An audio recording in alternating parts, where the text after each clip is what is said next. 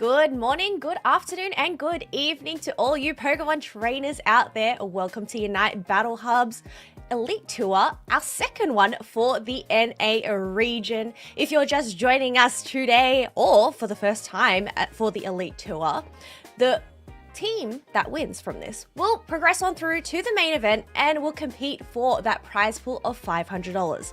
But before we get more into those details, I think we need to introduce ourselves. I'm Kellosaurus, and joining me today we have Kanashi and of course Quagashi, probably hiding, lurking somewhere behind there. Hopefully we'll see an appearance.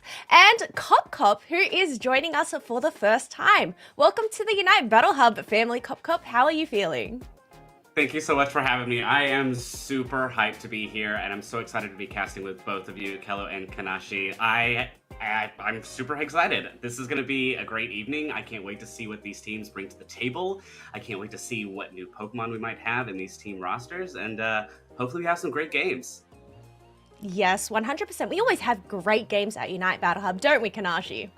Yeah, we tend to have a variety of teams, a variety of different metas that a lot of people want to try out in these tournaments. And this one will actually help you qualify for the end. So looking forward to some of the variety that we might be able to see today, and looking forward to some of these high-octane plays that we will be getting down the line. Yes, 100%. Now, as we mentioned, it is the second of the NA Open Qualifier. We already have a team from both the NA and EU region that have qualified for the main event. So we did have Cinco Guillermo from the EU region qualify on through so they can sit tight. And we also have Ignorance, who won the first one. So, I mean, looking at the rosters so far, we've had a bit of a looksies there. We see some familiar names, Flamin' Hot Depressos, which is actually our first team that we will be spectating, is a returning team here, and we have OP One Piece, who they will be going up against. Are there any teams in particular, Kanashi, or any names that ring any bells? For me, honestly, I like to go into these like almost completely blind. If I do see someone who I resonate with or who I've seen before, I'll be like, okay, I kind of know what they're going into, but I love honestly like just surprising myself going into these matches. So really looking forward to seeing how we're going to go ahead and kick off this second NA tour for the Elite Tour. Yeah, percent. Well, I mean, speaking of teams, speaking of names, they're familiar, but one thing we obviously might be familiar with now is the meta. Now, Cop, you are also a Pokemon Unite player yourself. We've recently had a pretty big patch with a lot of Pokemon that were, down bottom of the barrels that have now come and, I guess, ruling the Sky Ruins. What are your thoughts for what you think we're going to see today? These patch notes have really shaken up the meta, in my opinion. I think the word on everyone's mouth, the ground that we all feel shaking, as far away as the other goal is the T-Tar stomping through, right? Most games that I see that have a T-Tar where their team can actually rally to get it up to that final evolution really, really dominates that late game. The Sand Tomb being able to trap opponents, all of that true damage going through. Most of the other bruisers that we see happening between the Metagross, the other all-rounders, like it truly does break through most people's shields. And from what I've seen, the only response that's viable is to keep it at range or keep it in the CC. So what I'm interested in seeing is if a team goes with that T-Tar or goes with that Blissey Comfy support with that all-rounder, can the other team respond in a way that is, do we just CC it out? Do we keep it at range? How do we respond? That is what I'm super excited about so far in this meta. Kello, what about you? Look, I have the answer. Thankfully today we are doing it in the draft pick phase. We do get ourselves 2 bans on either side, so a total of 4 Pokemon will not be selected. I think my answer here, if I was any of these teams, is to ban that dinosaur to extinction. We are not going to see it out on the map. Might as well have the easier way out than the harder way out, but I guess it just depends on whether there's any other Pokemon that these teams might be prioritizing in those bans. I feel like Leafeon is still up there in terms of the meta, but I guess we'll have to wait and see what these teams do decide. But I guess for those of you that are just joining us, a reminder that the open qualifiers are a single elimination best of 3 bracket. So there's no safety net. Once a team loses a set today, they are out of the running for that. But no stress, because there is still the last chance qualifier to come as well. So a bit of a comeback at a later date. But I guess, Kanashi, speaking of that, what common bans do you think we're going to end up seeing today? I do agree. The T-Tar is going to be one of them that we get pushed around quite a bit. I'm also trying to keep an eye out for what other options people have been playing recently. I just think that there's going to be a good variety. Obviously, we don't have any of the EX Pokemon. We don't have to worry about that. But when it does come down to meta picks and bans, it will come down to what teams are comfortable playing. And obviously, like, we have the whole ladder pick draft idea here as well. So if you do end up getting first pick, it is essentially a 5th ban for the last for the other team. So if whatever you don't want to play or whatever you want to pick up kind of becomes a ban for them as well. It's just a lot to keep in mind as we start heading into the snake draft. Well, lots of things to sit on, to brew, to stew. While we do get these things often sorted, we are going to take ourselves a quick break, but we'll be sure to be back very, very shortly with our first match of the day. So sit tight, we'll be back.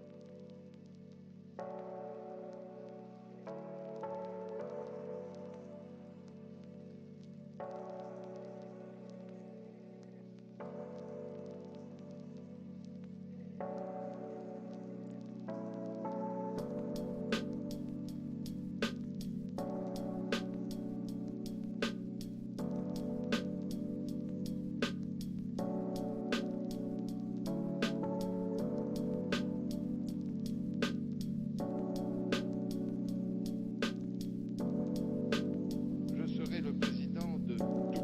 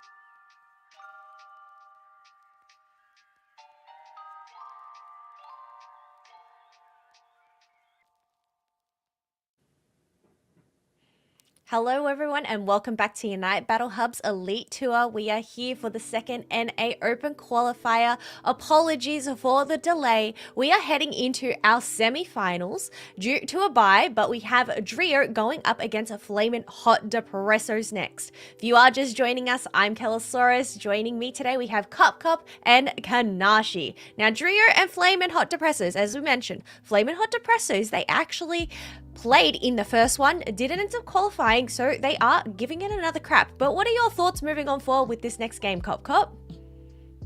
I am super excited to see what this next game has. I love the name Flaming Hot Depressos already. I tend to go to the Starbucks and try and grab one of those every morning just to start my day. I love that they are giving it another crack. I love that they've got the energy and the enthusiasm to sit down and say, hey, we want to keep going with this. This is a single elimination tournament. And so, I applaud their effort to continue on and to give it another go. Exactly, 100%. And I guess that's the brilliant thing of having multiple tries at qualifying for that main event. Obviously, at the end, there is that $500 prize pool, so you want to try and make it in there. But Kanashi, I guess, Flamin' Hot Depressos, is there any Pokemon that you think they might end up playing, considering their name? I mean, Flamin' Hot, maybe some Cinderaces might end up coming out on the field. What are your thoughts? We could definitely see a lot of... I'm expecting one, maybe two fire type Pokemon. We have seen a couple Delphoxes played here and there to kind of help out with anti-healing and or crowd control, just be able to give them a little bit of space here. But honestly, Flamin' Hot Depressos, the fact that they're coming back for another shot to try to make sure that they can secure their spot heading into the next weekend, that is going to be really big. So I really do appreciate that teams are coming back, trying to secure down a spot and still continuing on in. Yes, and I can see Kanashi is even rocking that fire type shirt as well. So feeling a pretty flaming hot themselves, celebrating a fire week. But so we do have Kanashi there who will shortly come on through once again, as you mentioned. It was too hot. We have it was too hot. He's just melting the place down. We have for the Elite Tour. Yes, the two open qualifiers for both NA and EU. And then we also have the last chance qualifiers as well. But here we are, Cup. We're going to head into our first match of the day. Drio over on the purple side, Flamin' Hot Depressos on the orange side. Our first bands are locked in. 2 evolutions. Now we say it is a bit of an evolution meta, don't we? We do indeed. But between the Umbreon, between the Leafeon, between the Sylveon buffs for Mystical Fire, we're seeing a lot of evolution. Bands have been finalized. Umbreon on the side for Drio, Leafeon, Trev on the side for Fizz. Both, a lot of defenders here being banned, which is, I think, honestly a great choice. The defender meta is very, very strong right now. Most teams that we're seeing playing in this meta right now, post-patch, are these big, beefy Pokemon. So it looks like Agos has locked in a Blastoise here with that experience share. Going to be a support for sure. While it looks like we've got Hoopa and Volk with the Lapras on the side for Flamin' Hot Depressos. I'm already very interested in a Hoopa. Trick Hoopa we know is doing quite well. Oh, Elo Poppy, move over to the Sylveon. Speaking of an EV meta, there's the Sylveon. Kanashi, how you doing? Mate. Yeah, I'm here. Just the camera froze for a minute. I don't know. Maybe great. Burning up the connections. I do think that this is a really interesting lineup to start. A lot of people hitting up the defenders to get them out of the way, but they are still keeping the Blastoise. It did receive a little bit of a nerf, but it is totally fine. Really good teams understand how they want to play this Pokemon, and can still use it to its full effectiveness. So I don't think that the nerfs are going to stop a lot of these teams from picking it up.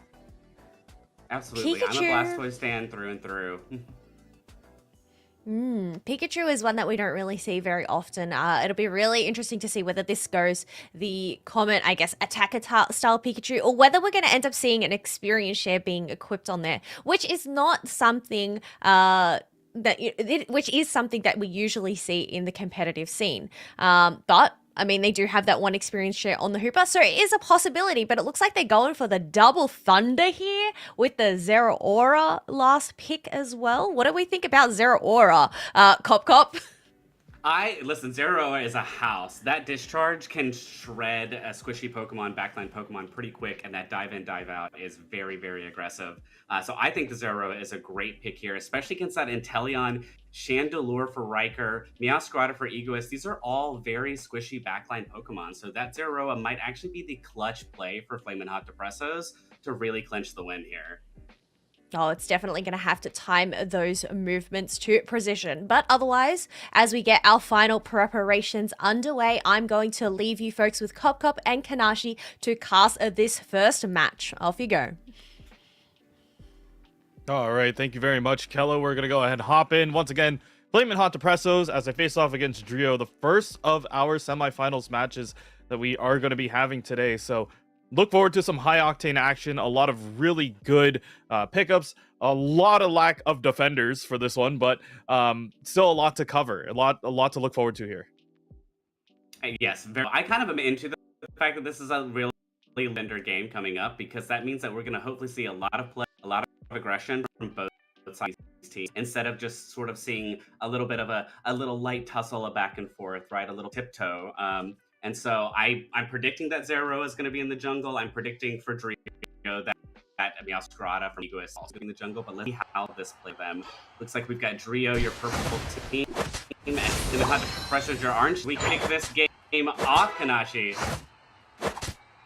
Yeah, a lot of standard stuff that we're seeing today. You know, just Pokemon doing the same old song and dance, but it will come down to the best way how they are going to be able to handle their situation in lane.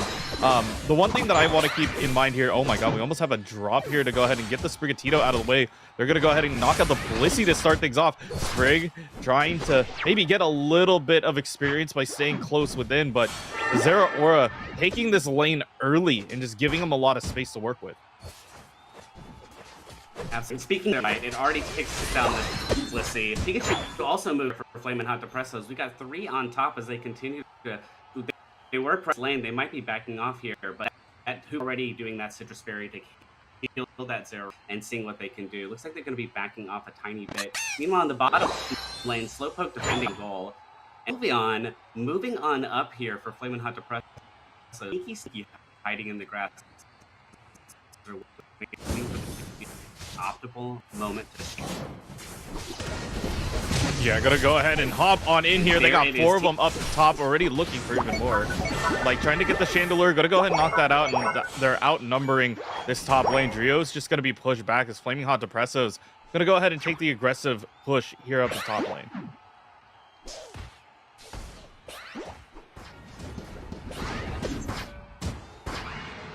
And we will see if Cop will be returning.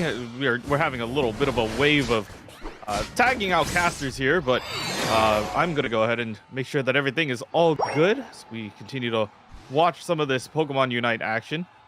Just waiting for some of the Pokemon to just kind of tag in, get a little bit of their...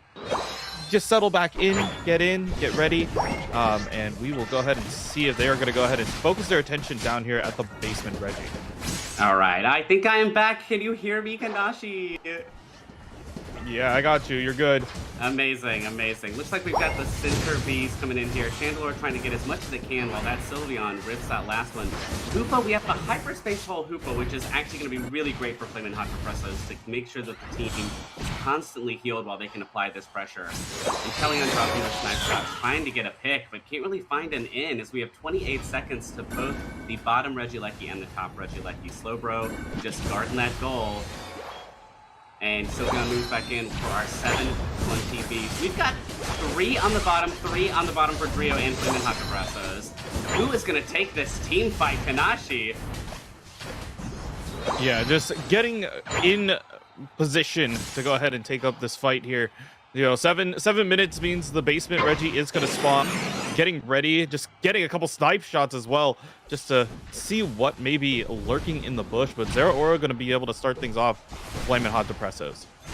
Yeah, we saw that Hoopa force the rest of its team down into the bottom lane to try and clear this Registeel as fast as it can, but the Chandelure coming in, dropping that corridor. Pikachu takes out the Chandelure, and it looks like if Flamin' Hot Depressos takes the Registeel, that attack buff is going to be huge for them to push this bottom tier 1 goal, and they are going to close this out, it looks like.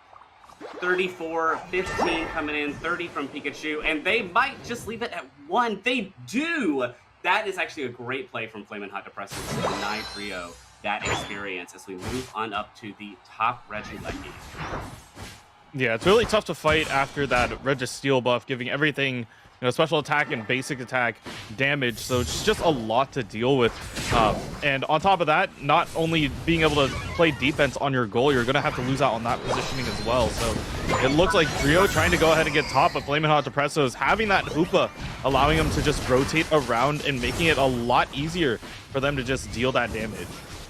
Yeah, Chandelure coming in here with the Unite to try and burn the Regieleki down, but I agree, the Registeel buff really helped them take this top objective, as that Regieleki pushes into the top tier 1 goal for Trio, Hoopa porting the team back, and here we go, you can see it again, they continue to apply pressure even after the Hoopa ports them back. That's how they're going to stay on top of Trio, as we look at 107 points to 44 points, Inteleon ulting to hurt down the Hoopa, and Trio finally makes a comeback here.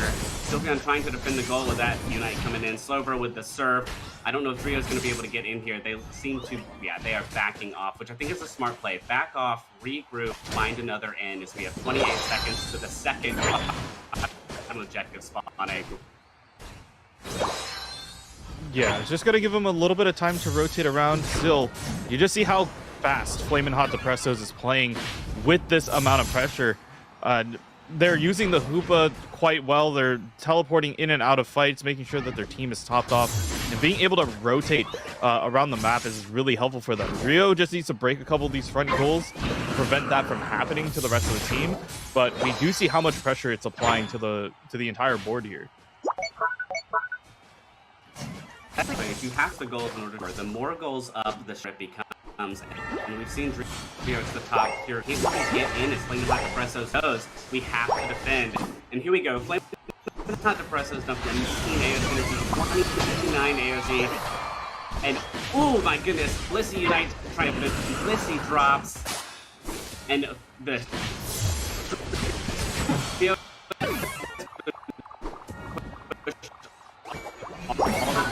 way back, Flamin' Sarada, and they are going to close this super dust 7 points, putting them at 1-9-14 as we have a Yeah, you just see how quickly they are rotating through. Once again, you send the Hoopa down, you use the hyperspace hole, use Hoops Unbound to just bring everybody in, and Flamin' Hot Depressos just has entire, feels like they have an entire control over the whole map, just making it so difficult for anyone to really just get into the right spot and push on through. So just a lot of damage coming out from both these teams, being able to secure down certain objectives here and there. But yeah, Flamin' Hot Depressos, just with the Hoopa, utilizing that to rotate around is really helpful for them. I completely agree. We've got a little farm going on here. Inteleon ults to try and get this Regieleki in time before Flamin' Hot Depressos can get there. Oh, it is leashing. Can they get it? Yes, they can. Reggie secured for Trio as it pushes into the top. That second tier goal. We have a team fight breaking out again. Blissey might drop here pretty soon, and it does. We have all 5 of Flamin' Hot Depressos in the top lane to take down not only Blissey and Inteleon and from Trio's side. Very, very strong play. But that Regieleki did go into that second tier goal in the top lane. So that's at least a few points for Trio. And we're not sure if anybody's going to be able to get the dunks in time. Hoopa, sneaky dunk coming in 42 as it ports itself right back out. Meowscarada not going to be able to take it in time as it goes all the way back home. Looks like we have a team fight coming down here in the bottom lane, Kanashi. Yeah, super coordinated coming out from all of these teams.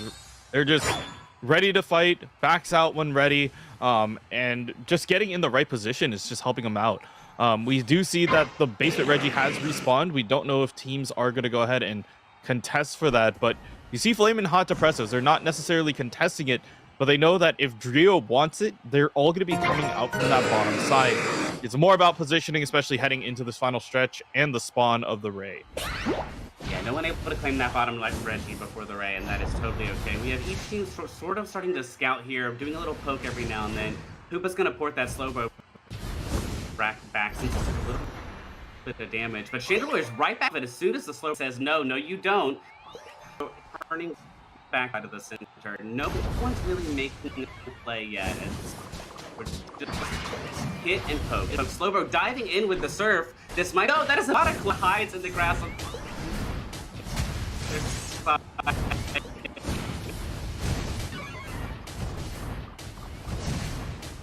Yeah, and Flamin' Hot Depresso still looking to do a little bit more damage. Are we gonna do that?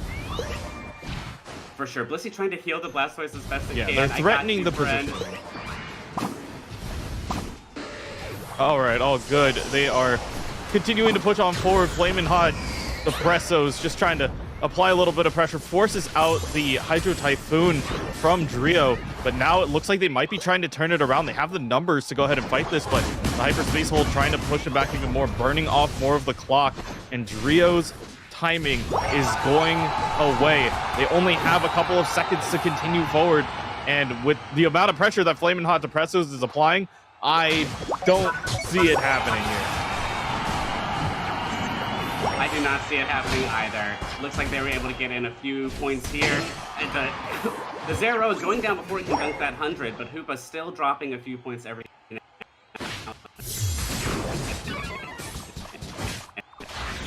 Back home. And he is still, I'm not depressed. It's 391 to 280. Have 30. Sure.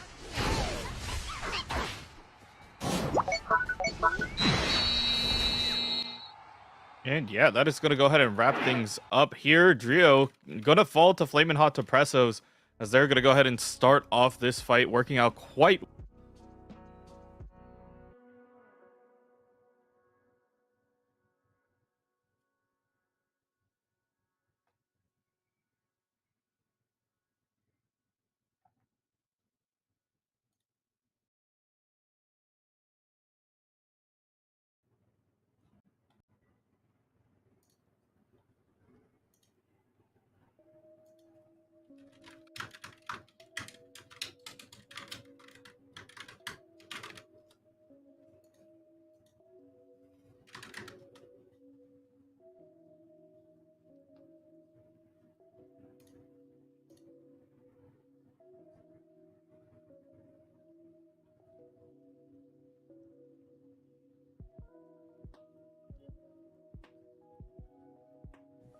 Alrighty, folks, here we go. We have our wrap-up, an insane first match. We have a Flamin' Hot Depressos, 391 to 283. We are going to have our highlights, our key moments, a great pick off there, preventing that Zero Aura, going back through that hyperspace hole. Great timing of that Inteleon Unite move. Even that slow beam on that Slowbro, just some really great pushes here coming out from Flamin' Hot Depressos throughout this whole set. But obviously, it all comes down to this Rayquaza. Once again, just some great engages coming out from that Slowbro, being able to get those picks where necessary, and just zone out Drio to the best of their ability, while Pikachu goes in and gets that back cap with that 100, taking Flamin' Hot Depressos into even more of a further lead there. Even though we had Meowscarada dunking in their 100 at the end there, I think it was just the ability to recognize, okay, we don't need the Rayquaza. We're just going to go dunk in some points of it all because we just do not have the firepower to go and shred it. But unfortunately, the back caps just weren't enough coming out from Drio. But it is a best of 3 set after all, so it's not over just yet. And Cop, oi, can you hear me? I can. I'm here. Can you hear me? Oh, there we go. We got half of you there. Obviously, you were there casting your this match. What are your final thoughts? I think that match was very well played on both sides, considering that Drio really tried to do the best that they could to close those goals to stop that Hoopa. But Flamin' Hot Depressos, they kind of knew early on. We saw it in the immediate top lane dive from that Zeraroa. They knew we have to hit hard, we have to hit fast, and we have to keep going if we're gonna win this match. And that's exactly what they did. Even down to, I think the Ray, that was such great awareness from Flamin' Hot Depressos on not needing to rip that Ray. What do you think, Hello? No, 100%. And I think considering they had the lead there already, you don't want to risk the Ray getting stolen. Even though we did have that Hooper Rings Unbound being able to zone out that Chandelure and the other member as well.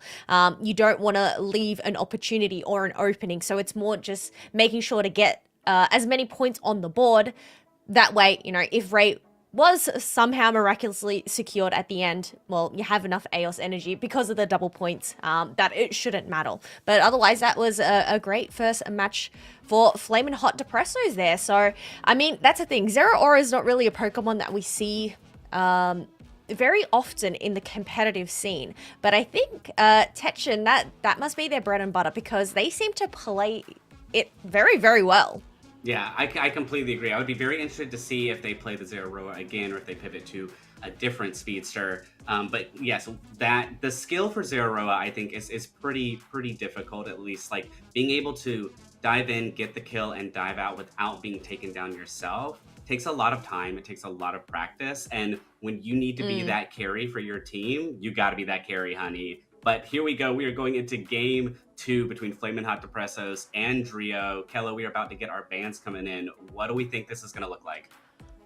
I'm not going to lie. I was very surprised last match how we didn't even have Tyranitar make an appearance in the bands, nor the picks.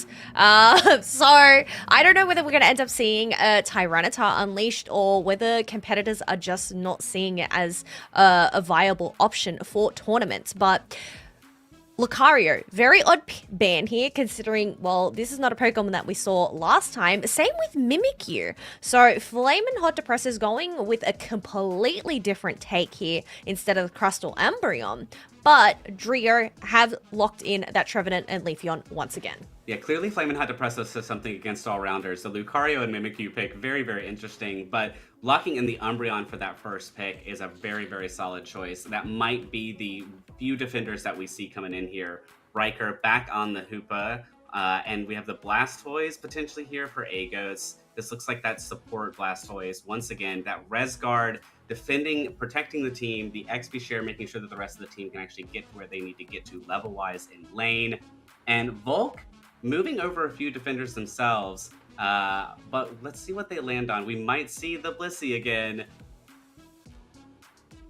Yeah, I guess they've done a little bit of a switcheroo here, considering we have UV Rival who's picked up the Hooper, which was actually played by Kepri last game, and Volks picked this up from the other team. So a little bit of a switcheroo, also stealing away. Oh no, there we go. We have Sylveon locking in locked in by Kumba once again, but we're talking about all-rounders. We didn't actually see any all-rounder picks last match. And while Lucario and Mimikyu have been banned, it does leave this pesky little dragon, a Dragonite, who I must say has definitely picked up its popularity most recently after having a drop, and I'm guessing it's because of that Hyper Beam secure. It is just so trusty to have on your side. Yes, and we saw Blue Kiro do the Inteleon in the last game. We also saw Elo Poppy have this Pikachu in the last game as well, but Riker pivoting off that Chandelure into the Dragonite, moving from a ranged attacker to a very, very bulky frontline all-rounder.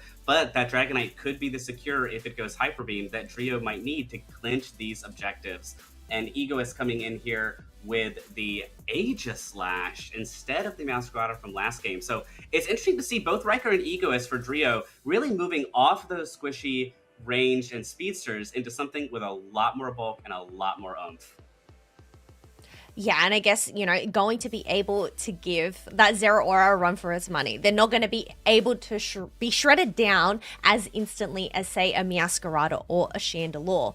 However, very similar comp for the side of Flamin' Hot Depressos. Once again, Tetchin, why change what isn't broken? It worked really well for them last game, but I must say, Drio have answered back with a possible counter here to the Zero. We'll have to wait and see, but I guess, it's going to come down to how this ends up playing out. I think Aegislash is a great pick into this as well. If you're able to pop that wide guard at the perfect time, being able to counter that Pikachu crowd control for sure.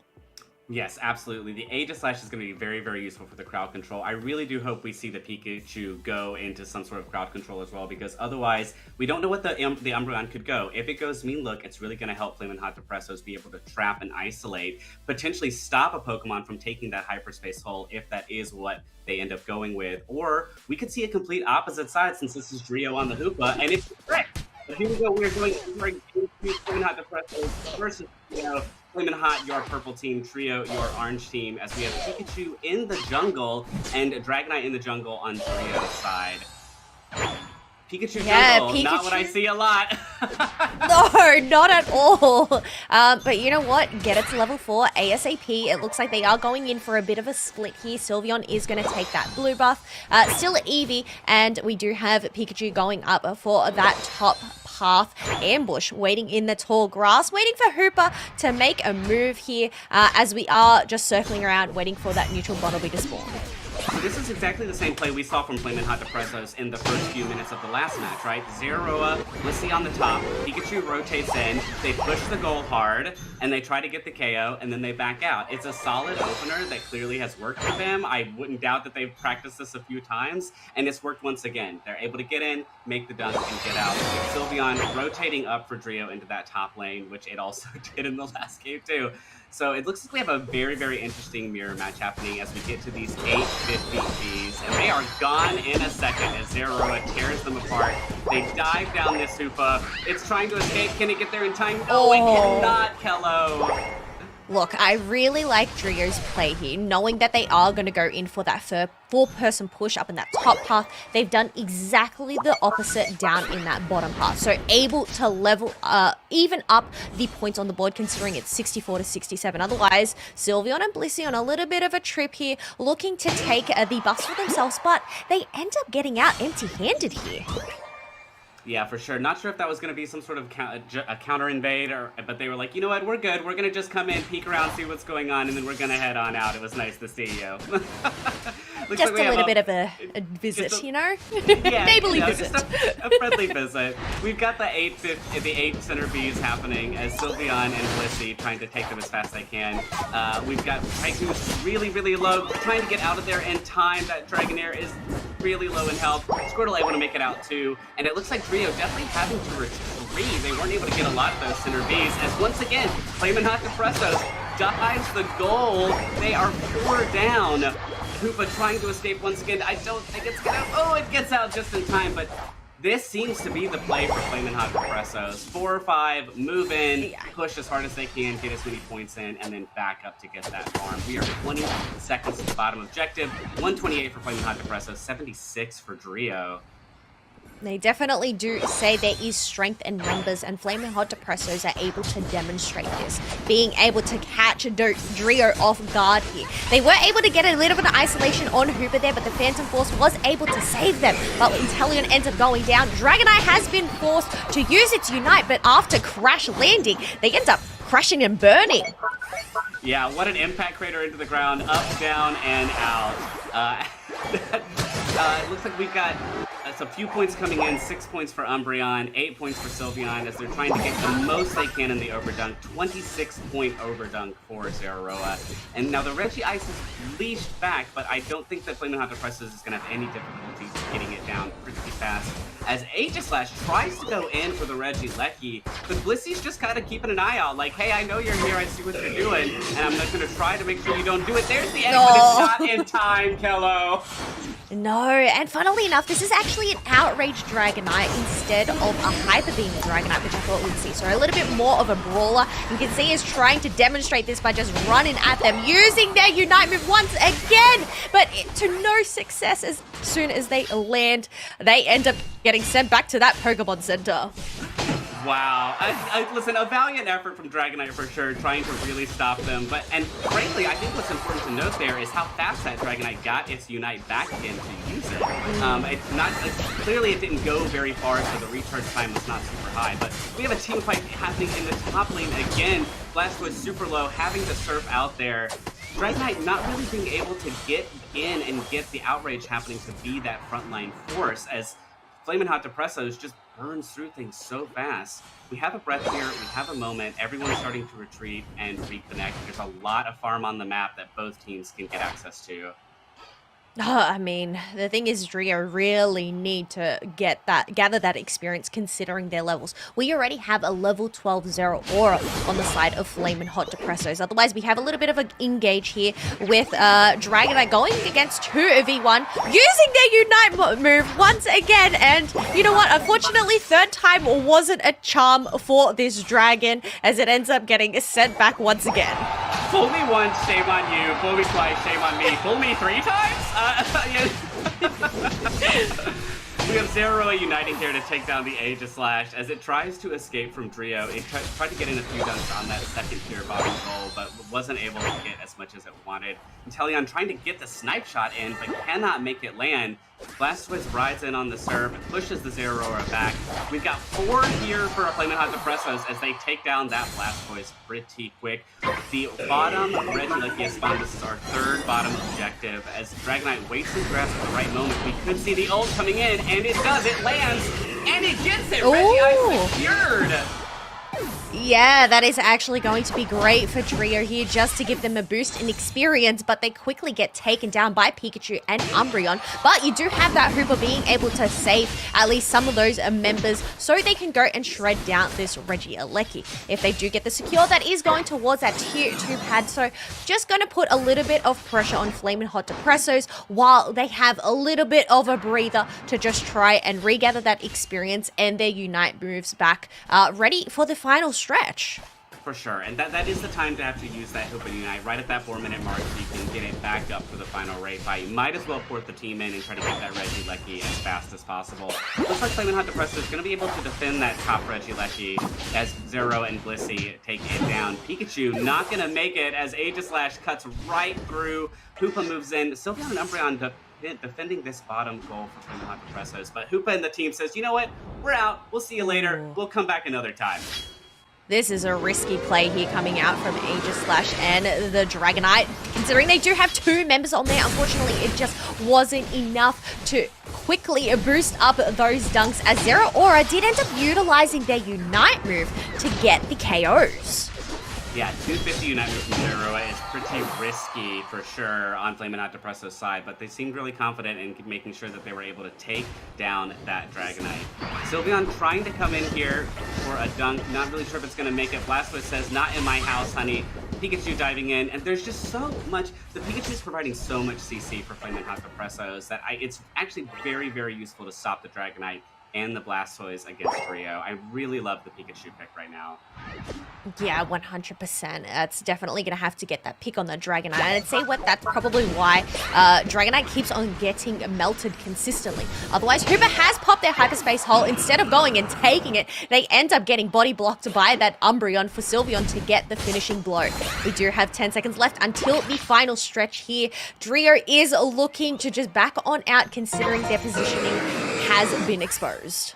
And here we are at the Rayquaza spawn. We got both teams just trying to get a little poke in. Pikachu with a sneaky 50 back cap, but Hoopa and Inteleon said absolutely not.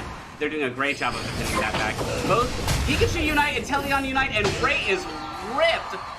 Wow, Flamin' Hot Depresso is able to take the Ray while the Pikachu provided just enough of a distraction for the Hoopa and the Inteleon for Drio to say, we've got time, we'll take the Ray. My goodness, you have Zero Aura just getting that burn with 3 KO streak there. Flamin' Hot Depressos. I mean, I have no idea what ended up happening there, but from, I guess, our observations here, 2 members ended up going and trying to stop that Pikachu, which means Flamin' Hot Depressos ended up having the numbers advantage in that Ray Pit, so being able to get that shred. Knowing that they don't have that Dragonite Hyper Beam over on their side as well, not much of a trusty secure, and Inteleon, probably being the best securer on their side, was distracted by the Pikachu there. For sure. We see Drio trying to make a final push here. They've got all 5 members pushing this bottom tier goal. They're going to get, they're trying to do some math there. 4 points, 66 points from the Inteleon. Still only 221 to 708. Drio's going to have to really find a miracle here if they're going to be able to catch up, but it might not happen for them. We see the Dragonite trying to ult in. There we go. Another 38 points, 26 points. Hello, can they get there? No, look at their Eos energy. They've emptied out all that they are worth. They do not have enough Eos energy on hand to make the difference. Nonetheless, they are still going to brawl it out to see if they can try and gather up some Eos energy from getting some KOs. But in the end, they ended up just getting team wiped. And that is second match to Flamin' Hot Depressos, which means they make it through to the grand finals. Congratulations, Flamin' Hot Depressos. 2 games back-to-back, solid play, solid strategy, and this is what I love. They said, you know what, we're going to stick with it. We know we've got this. We know our strategy is going to work. Can we actually put it into play and prove that? And they did indeed here. We've got our final numbers coming in 708 to 329. Look at this, 14 kills from this Zeraoa for GTV, and not a lot happening for the other team. No, they got shut down time and time again.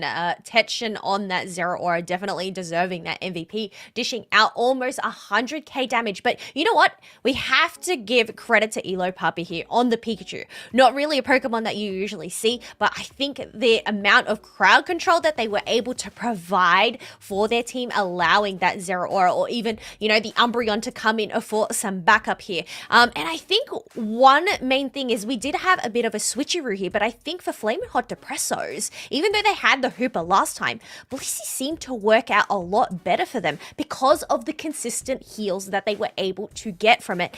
Whereas you saw the Hooper, the portals ended up getting interrupted quite a lot, so they weren't able to maximize on the healing in comparison. Yes, I completely agree. It's a very, very interesting to see both teams use the Hyperspace Hole Hoopa and both use it in 2 different ways. One clearly more effective than the other. But yeah, the Blissey, definitely a solid switch up here for Flamin' Hot Depressos. It was able to really keep the Umbreon alive. It was able to keep its team alive just enough. And here we go, Pikachu going down in the center as we at the 325 mark. Yeah, this is Drio really trying. You can see them really try to push, really try to find their momentum in these team fights and are not able to. That Dragonite, there it is, the Pikachu CC stun, taking it down. And we've seen this Hoopa also do multiple times, try to escape, try to get out, but always caught. Yeah, and I mean, that could have just been a bit of an unfortunate placement of the hyperspace hole there, as they ended up placing it, but ended up going in the opposite direction, so not able to go and take and ended up getting caught on out. But that does mean that our first match of the semifinals is done. We are going to be pivoting to the other match as well to see who Flamin' Hot Depressos end up going up against. So before that match, which will be between Juicy Kuis and Boric Kuaz. We're going to take ourselves a quick break, so sit tight and we'll be back with your second semi-final of the day.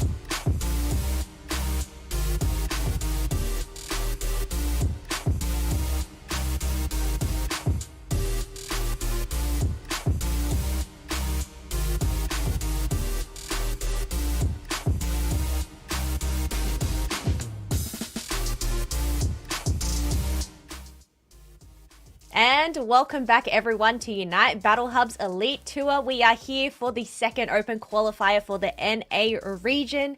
We are about to spectate our second semi-final match of the day. We're going to have Juicy Kusis going up against Bori Kuas. Now, Flamin' Hot Depressos, they're sitting tight. They have a bit of a break here in that grand final. So it's going to be either one of these teams to go up against them next. Now, looking at the rosters there, some familiar names here and there, but I think a lot of these players are new to us, aren't they, Cop Cop?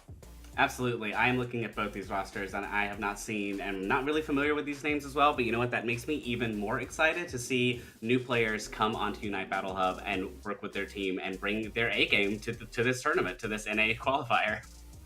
Yes, 100%. Great way to just have a great time with your friends. Just throw a team together and have a crack at it.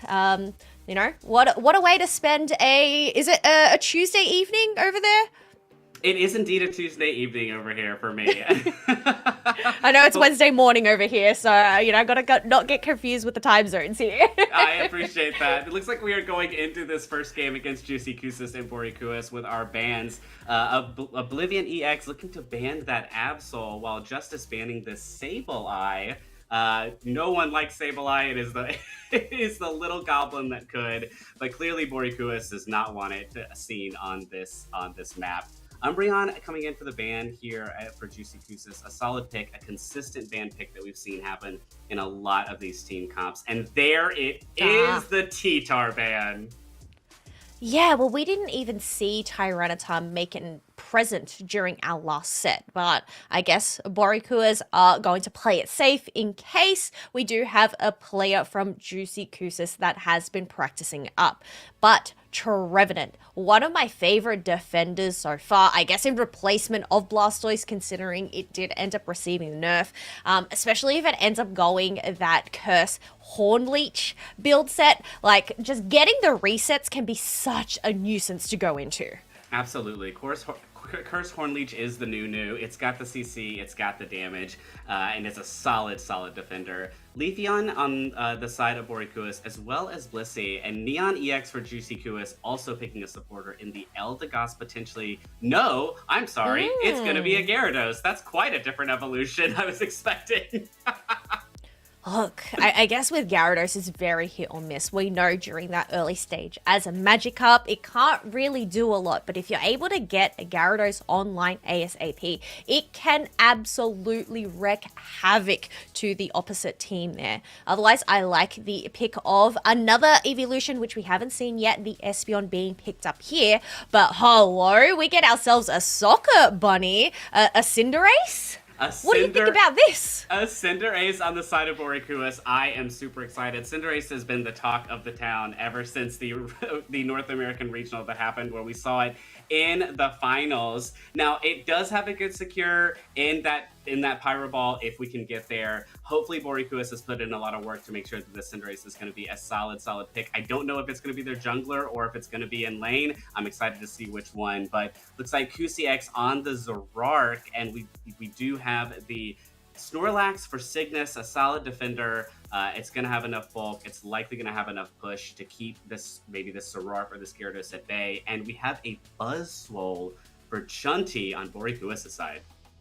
I think this is a great way to round out Borikuas' team composition here, having that whole all-rounder, but also having a little bit more crowd control over on your side, because you definitely want to be protecting that Cinderace and that Leafeon away from the dive that Zoroark and Gyarados are going to be having from Juicy Kusis' side. Absolutely. The name of the game for Juicy Kusis right now, at least in the first 2 to 3 minutes, is make sure we get our Gyarados online. We have to do it, otherwise we are going to fall so far behind against the enemy team. And that looks like the name of the play. I would not be surprised if we see the Zoroark, if it's in jungle for Juicy Kusis, rotate up to dive the lane that the Magikarp's in. Yeah, 100%. I feel like it's a common thing that we do see, going and ambushing that top path first, trying to get an advantage up there earlier on.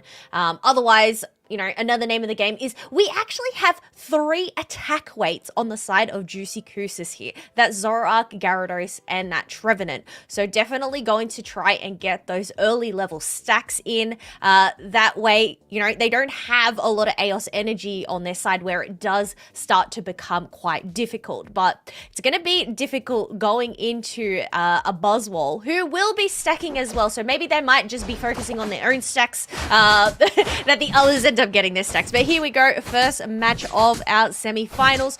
Juicy Koosis over on the purple side going up against Borikuas. And you called it right. We have a Zorua in that middle path there for Juicy Koosis and the Score Bunny over on the other side. Yeah, Score Bunny and Jungle instead of that Leafeon makes sense to me. They've got to get it to its Evo as soon as possible. We do have that Magikarp in the top lane for Juicy Koosis, and Buzzwole already coming in here trying to take the farm from this Espeon, not really able to get that last hit as it goes down to about half health and needs to retreat. The Snorlax here bullying this Treb. Treb goes down for Juicy Koosis. That is a great early pick for Borikuas. They're going to take the rest of this farm. We might even see them make a push. But as we see on the minimap, Zoroark rotating up to help its teammate try to get this Magikarp to a Gyarados. Well, it is already at that half effort points there. So it's just a matter of, getting the next lot of wild Pokemon to spawn here. Maybe some hits on the opposing Pokemon. But they are definitely going to have to be wary of this Leafeon who's lurking in that bush. Slaps on down with that Solar Blade. But because they do have an Eldegoss there to heal him up with some Pollen Puff, it isn't going to hinder them too much. Absolutely not. And you see Juicy Koosis pushing all 4 up into this top path to really get aggressive and dunk 69 points into that top goal. That is a solid play. Zero diving in on this Leafeon as we might see a counter jungle here from Juicy Koosis as the Cinderace is trying to get that blue buff, but Zoroark says no, nah, this one's mine. The Eldegoss helps out with that experience share.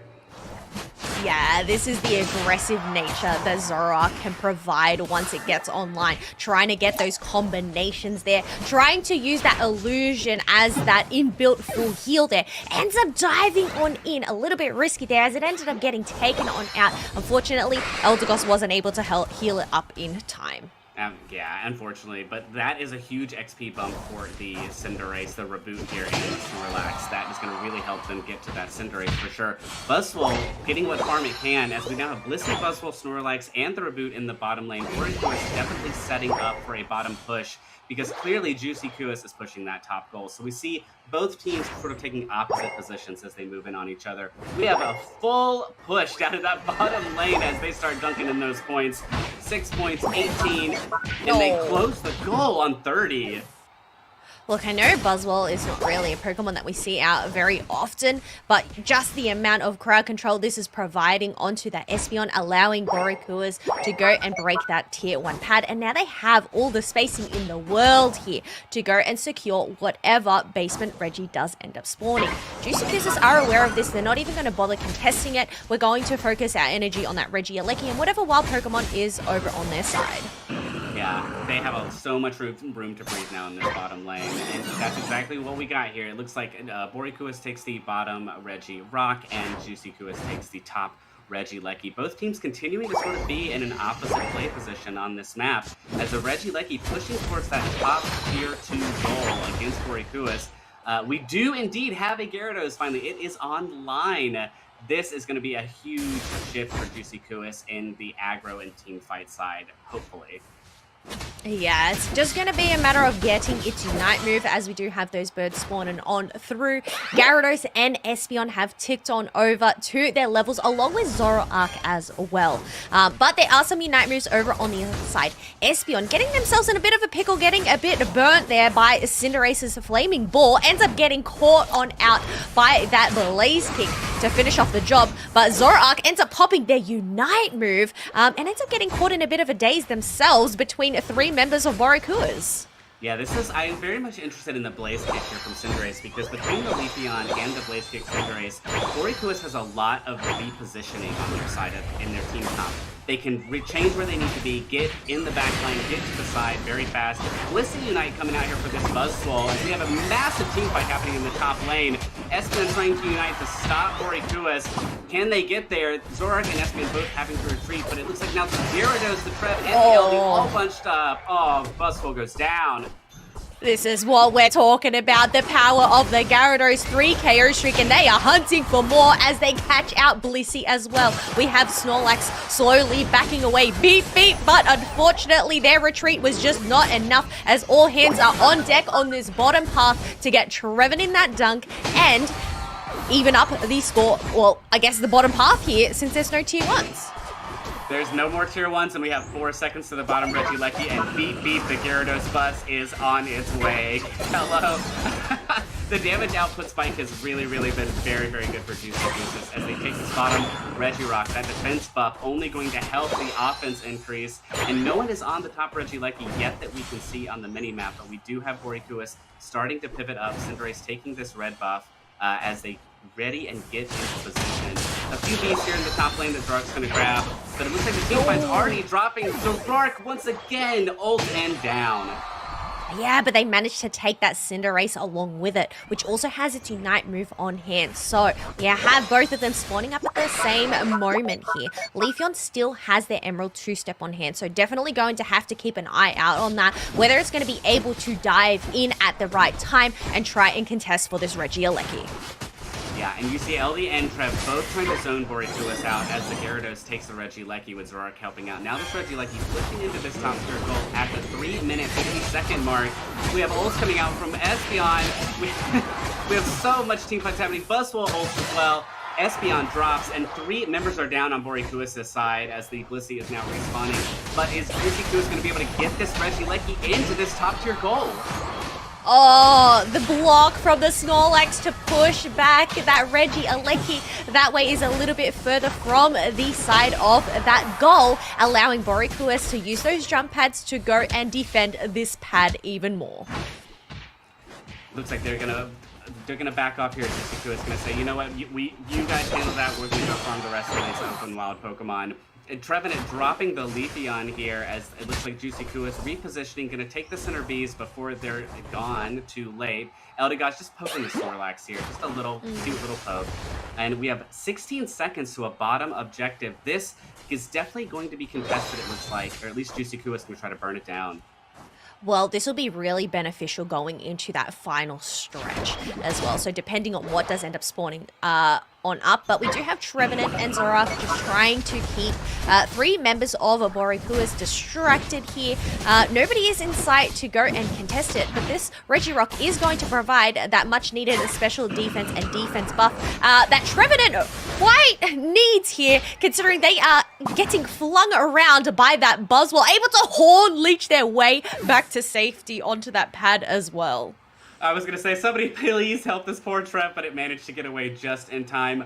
That was really close. If the Trev dropped at such a close time to this Rayquaza spawn, it would have been absolutely dangerous. But here we are, 2 minutes, 5 seconds. Rayquaza about to spawn as both teams are setting up, and Zorak coming back in here from home base. 90 points difference between these two teams. Borikuas do need to make the move considering they are the ones behind. That tier 1 pad is up for Juicy Kusis. Buzzwole just lurking back, seeing if they can possibly get a back cap, but Gyarados making sure to just hide in that top L grass as well to go and prevent that. Leafeon dives on in, ends up getting a face full of that Stinko Dragon Breath, chipping away half of its HP.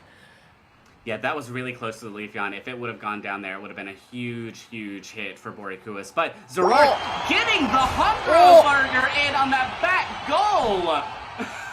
Yeah, the heavy slam just ended up hitting a bit short here, but Borikuas recognizing that back cap has gone in for the shred on the Rayquaza.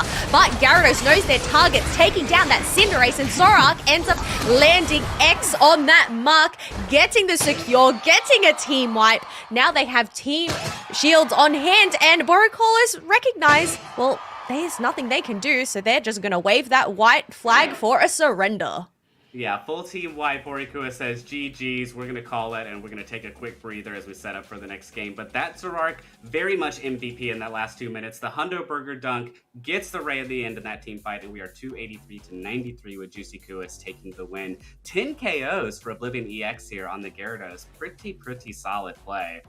Yeah, they ended up getting 2-3 KO streaks during that match as well. So as much as they tried to hinder that Gyarados becoming a Gyarados and evolving, once it was there, it just absolutely wreaked havoc, and you can see that being the top damage during that match. But we're going to have a squiz at some highlights here as well. Great early picks here coming from Burikuris, being able to get the levels, but I think it was just the Zoroark Eldegoss duo here. Eldegoss being sure to just stick by its side, even though it did end up getting itself in some risky maneuvers there. It wasn't too much of a hindrance, and sometimes you just gotta be brave and seize the day. Yeah, for sure. Neon EX on this Eldegoss, I think, is actually very MVP, because if you watch, the Eldegoss is always right beside the Zoroark, and it's right beside the Gyarados in almost every one of these clips that we're about to see. And that, I think, is such a great true supporter role, is always be right where you need to be, protecting your big bruisers or your speedsters. So shout out to Neon EX for being a solid LD in this game. Yeah, and you can see the way that they just maneuvered together. Borikuis ended up getting caught on out. Some great wood hammers to display that Cinderace there. Followed up with the Horn Leeches as well. They just were able to take these team fights so well, get the advantage on top, get multiple KOs at once. And it ended up, just that spectacular Hundo back cap. While I wouldn't encourage a back capping, usually this one actually ended up working out in their favor. Being able to just be enough of a distraction to allow them to shred that Rayquaza. Absolutely. That heavy slam was just so short. I really wish there was an eject button or something just to get that last little inch. But yeah, a big play from the Zoroark to get that back cap, and it worked out in their favor for sure. As well as going back in, that Ray fight, everyone was so clumped up right in that center circle, and it was a very chaotic, but at the end of the day, Zoroark says, you know what, I got this, and takes it. And then the rest of the team drops, and you know what? Juicy Kusis takes the win. I guess considering Juicy Kusis, they still had those Unite moves on hand. Like Cinderace, they were aware of that. They were just doing what Cinderaces do and shred the objective. They had one job, but they didn't consider the Gyarados coming in from underneath, stunning them and getting the KO. And after all of that hard work was done, it ended up getting stolen off them because they didn't exactly have a secure over on their side. Yeah, that Gyarados Unite, it feels like Gengar Unite turned the volume up to 10 with the amount of power and stun that it has across an entire team, especially in an enclosed space like the Ray Pit. If you can really get in there, you can do so much damage so fast.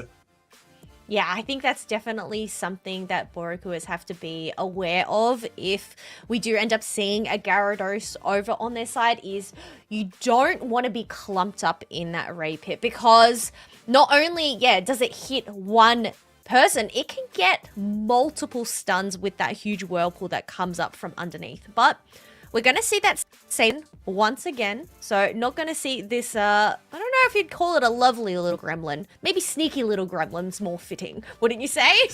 I think that's very accurate. I don't know what Sableye did to Borikuas, but they really have a vendetta against this Pokemon and want it nowhere near them, at least 6 feet at all times. But we do see the T-Tar ban coming here again for Borikuas. I think these are both solid picks. We don't want the Sun and the CC from Sableye. We don't want this T-Tar. Absol and Blissey ban for Juicy Kusis. The Blissey, a very interesting change. Yeah, so instead of that Umbreon, I know personally I would rather coming to a Blissey rather than an Umbreon pick because of that pesky mean look. But Justice is aware of this. They are going to take their chances and lock that in straight away. But because we do have 2 picks over on the side of Juicy Kusis, they are going to lock in that Eldegoss and Trevenant once again. Yeah, Pure EX and Neon EX both back on the Trev and the Eldegoss. Justice said, well, you banned out my Blissey last time, so I'm going to take the Umbreon this time. And who knows, it might be the better poke. I like the XP share. I like the res guard. I like the focus band on this Umbreon for Justice. Definitely going to be helping the team out Cygnus confirming the Snorlax, and Shunty on a cram. Yes, I love to see this. Cramorant, I feel like has been forgotten for a lot of the seasons that we have had in Pokemon Unite, but recently receiving a buff over to, I believe it was the Surf and the Whirlpool there. So we'll have to wait and see whether this is what Chunty ends up going for or whichever player. Otherwise, once again, we have pretty much exactly the same team composition on Juicy Cousis, bar that last pick. So whether they're going to end up, getting in another surprise or picking up that Zoroark once again. But Borochorus have a different look pretty much completely here, bar that Snorlax. Yeah, this is a full makeover, honey. Juicy Kusa says, if it ain't broke, don't fix it. But Chunty was on the Buzzful in that first game, now on this Cram, as well as just Yuzu coming in, was on the Leafeon. Now we have the Aegislash for a little bit more bulk, a little bit more damage, and we got that CC in the shield as well. Ubi Coco was our Cinderace, and now the Glaceon. I think this is a very interesting pivot. It's still a ranged attacker, still going to be able to shred objectives, but in a different sort of manner. I love the Chunty shift from Buzzwole to Cramorant because it highlights how diverse these players can truly be. I'm just really surprised that we managed to have a Leafeon last pick here. Normally, Leafeon is first pick. So the fact that Kuzi managed to get their hands on this evolution is insane to me. So I guess stealing that away, trading that in instead of that Zoroark. So, definitely gonna have that early level presence there as it evolves at level 4 in comparison to that Zoroark. So, looking at the team composition of Juicy Cousis, I'd say we're probably going to end up having a split central area here between the two evolutions. That way they can get that level 4s and then go and help that Gyarados in that lane. For sure. I also would not be surprised if we saw the exact same thing. Neon and Oblivion both taking that top lane with that Eldegoss and that Gyarados. Trev taking the bottom and the Eevee split for jungle. I think that's a solid call, Kello. We also still have the attack weights on Juicy Cousis' side, so they're going to need to push. They're going to need to get those attack stacks in as soon as they can. Otherwise, they're going to fall behind in pacing to Borochorus. And here we go. We are going into our game here. We have Juicy Cousis in your red team, Borochorus your purple team. Yes, and as we mentioned, we are going to have that Eevee go, both the Eevees on either side go into that central area, but we do have the Eevee Espeon actually not going and taking that blue buff. They are going to try and get the neutral Pokemon down in the bottom side instead and leave that blue buff unattended. Yeah, this is an interesting play. The blue buff is unattended while the LD takes the red. We know the red buff on LD is great for this slow, for sure, in this early game. Leafeon getting a stack in for sure. This magic card getting really low. It's got to get out in time, and it does. Leafeon takes a few bunnies. LD heals up the team, and Leafeon gonna stay in this top lane. That blue buff is still up in the jungle. Maybe they're just gonna, save it for later. Yeah, just a little snack for later. The thing is, this is going to disrupt the timers, the spawnings of it, a little bit, later on down the track if they are going to leave it. So not, I guess, getting the maximum experience as they could early game, but we do have that 4-person push up in the top half from Borochorus' side. We do have that Umbreon that has evolved. It'll be a question whether they're going to continue pushing, considering they do have the numbers advantage, and they're still going into a Magikarp here. Glaceon goes down here for Borochorus as they try to get this push in, and it looks like the Espeon rotating up for Juicy Cousis to try and stop this 4-man push, and there we go. The Aegislash goes down as well, and Umbreon is trying to make it out, but if this Magikarp gets the KO, which it might, this could be a huge play. There it is! The Gyarados at 8 minutes 15 seconds. Yeah, they may have not got the KO, but at least they get the assist to just tick them over. Get that Gyarados before the 8-minute mark is absolutely wild. The fact that Juicy Cousis were able to answer back real quickly to Borochorus' attempted push there definitely worked out better in their favor. Yeah, for sure. They saw Borochorus move up and they said, you know what, if you're going to make it this aggressive, we're going to take advantage of it and get our Gyarados sooner. Glaceon, Snorlax, and the Cram down in the bottom lane. Umbreon also trying to push this bottom goal here. Borochorus trying to make some momentum. Now they have the Gyarados. Cram takes out the Espeon, and they are diving into this goal. We have 87 points for Juicy Cousis, 62 for Borochorus.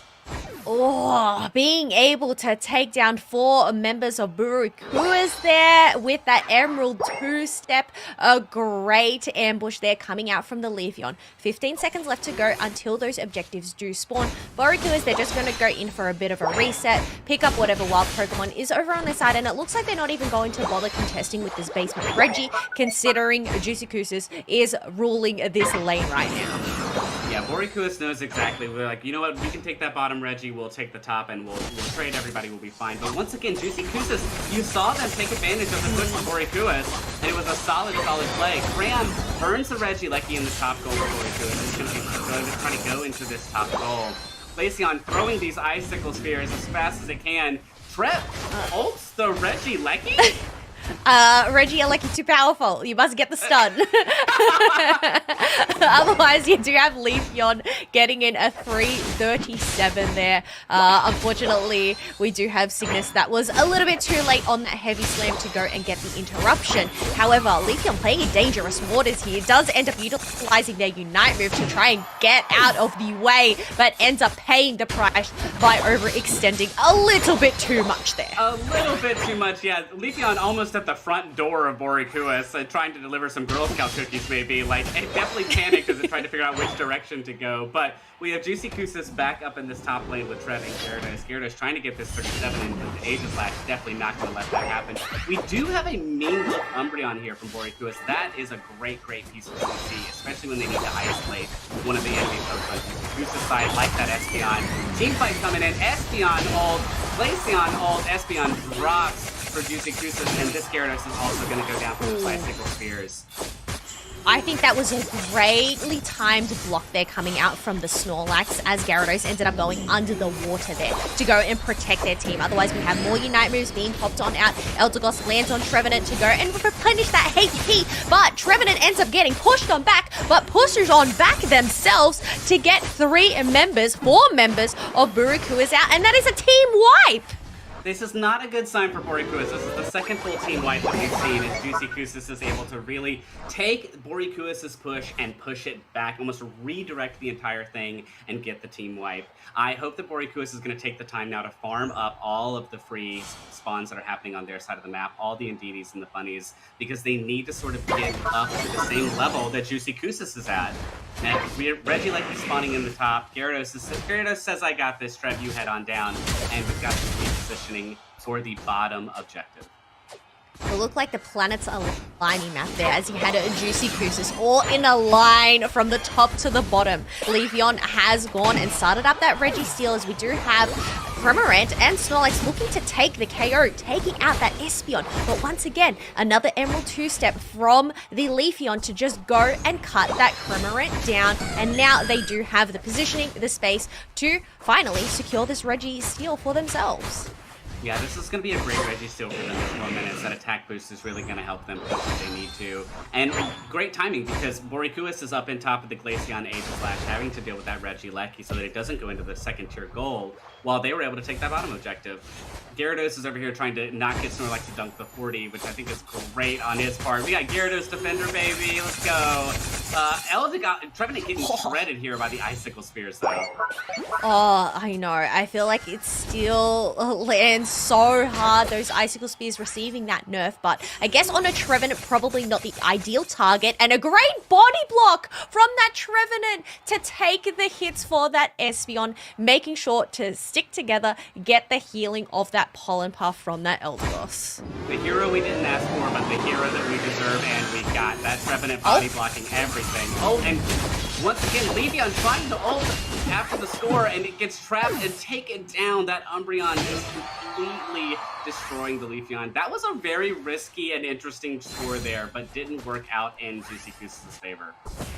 No, I feel like that was actually more beneficial to Borikuas, even though they ended up having 2 members taken down during that Emerald 2-step. But considering Leafeon is at level 14, that is going to give them a considerable amount of experience in comparison to them. Absolutely. I also wonder that could have been Leafeon saying, you know what, I'm going to try and dunk this, and if it doesn't work, I need to reset my death timer, honey, right before this Ray. We are 2 minutes, 30 seconds before the Ray, and this top objective is getting contested. Looks like Juicy Goose is really trying to burn it down here while they've got the chance. They are up by 200 points. This could be a great clinch for them against Borikuas. Borikuas trying to retreat. They're not sure if they can get it in time. Oh, and Borikuas gets it with the Aegis Slash. This might be the momentum that Borikuas need. They have that extra bit of pressure from that Regieleki, but you have 3 members of them getting taken on down. Snorlax is next to the fierceness of that Gyarados, who's now using that Waterfall to charge at that Rayquaza and go and get the shred. We only have an Aegis Slash here that is left on Arbogona. Oh, tried to Sacred Sword over the wall, but unfortunately it just wasn't enough. Still has the coup de grace, lands that hit, but it ends up being Leafeon that gets the last one for Juicy Koosis. Now they have those juicy shields on hand, marching on forward to go and empty out all of that Aeos energy.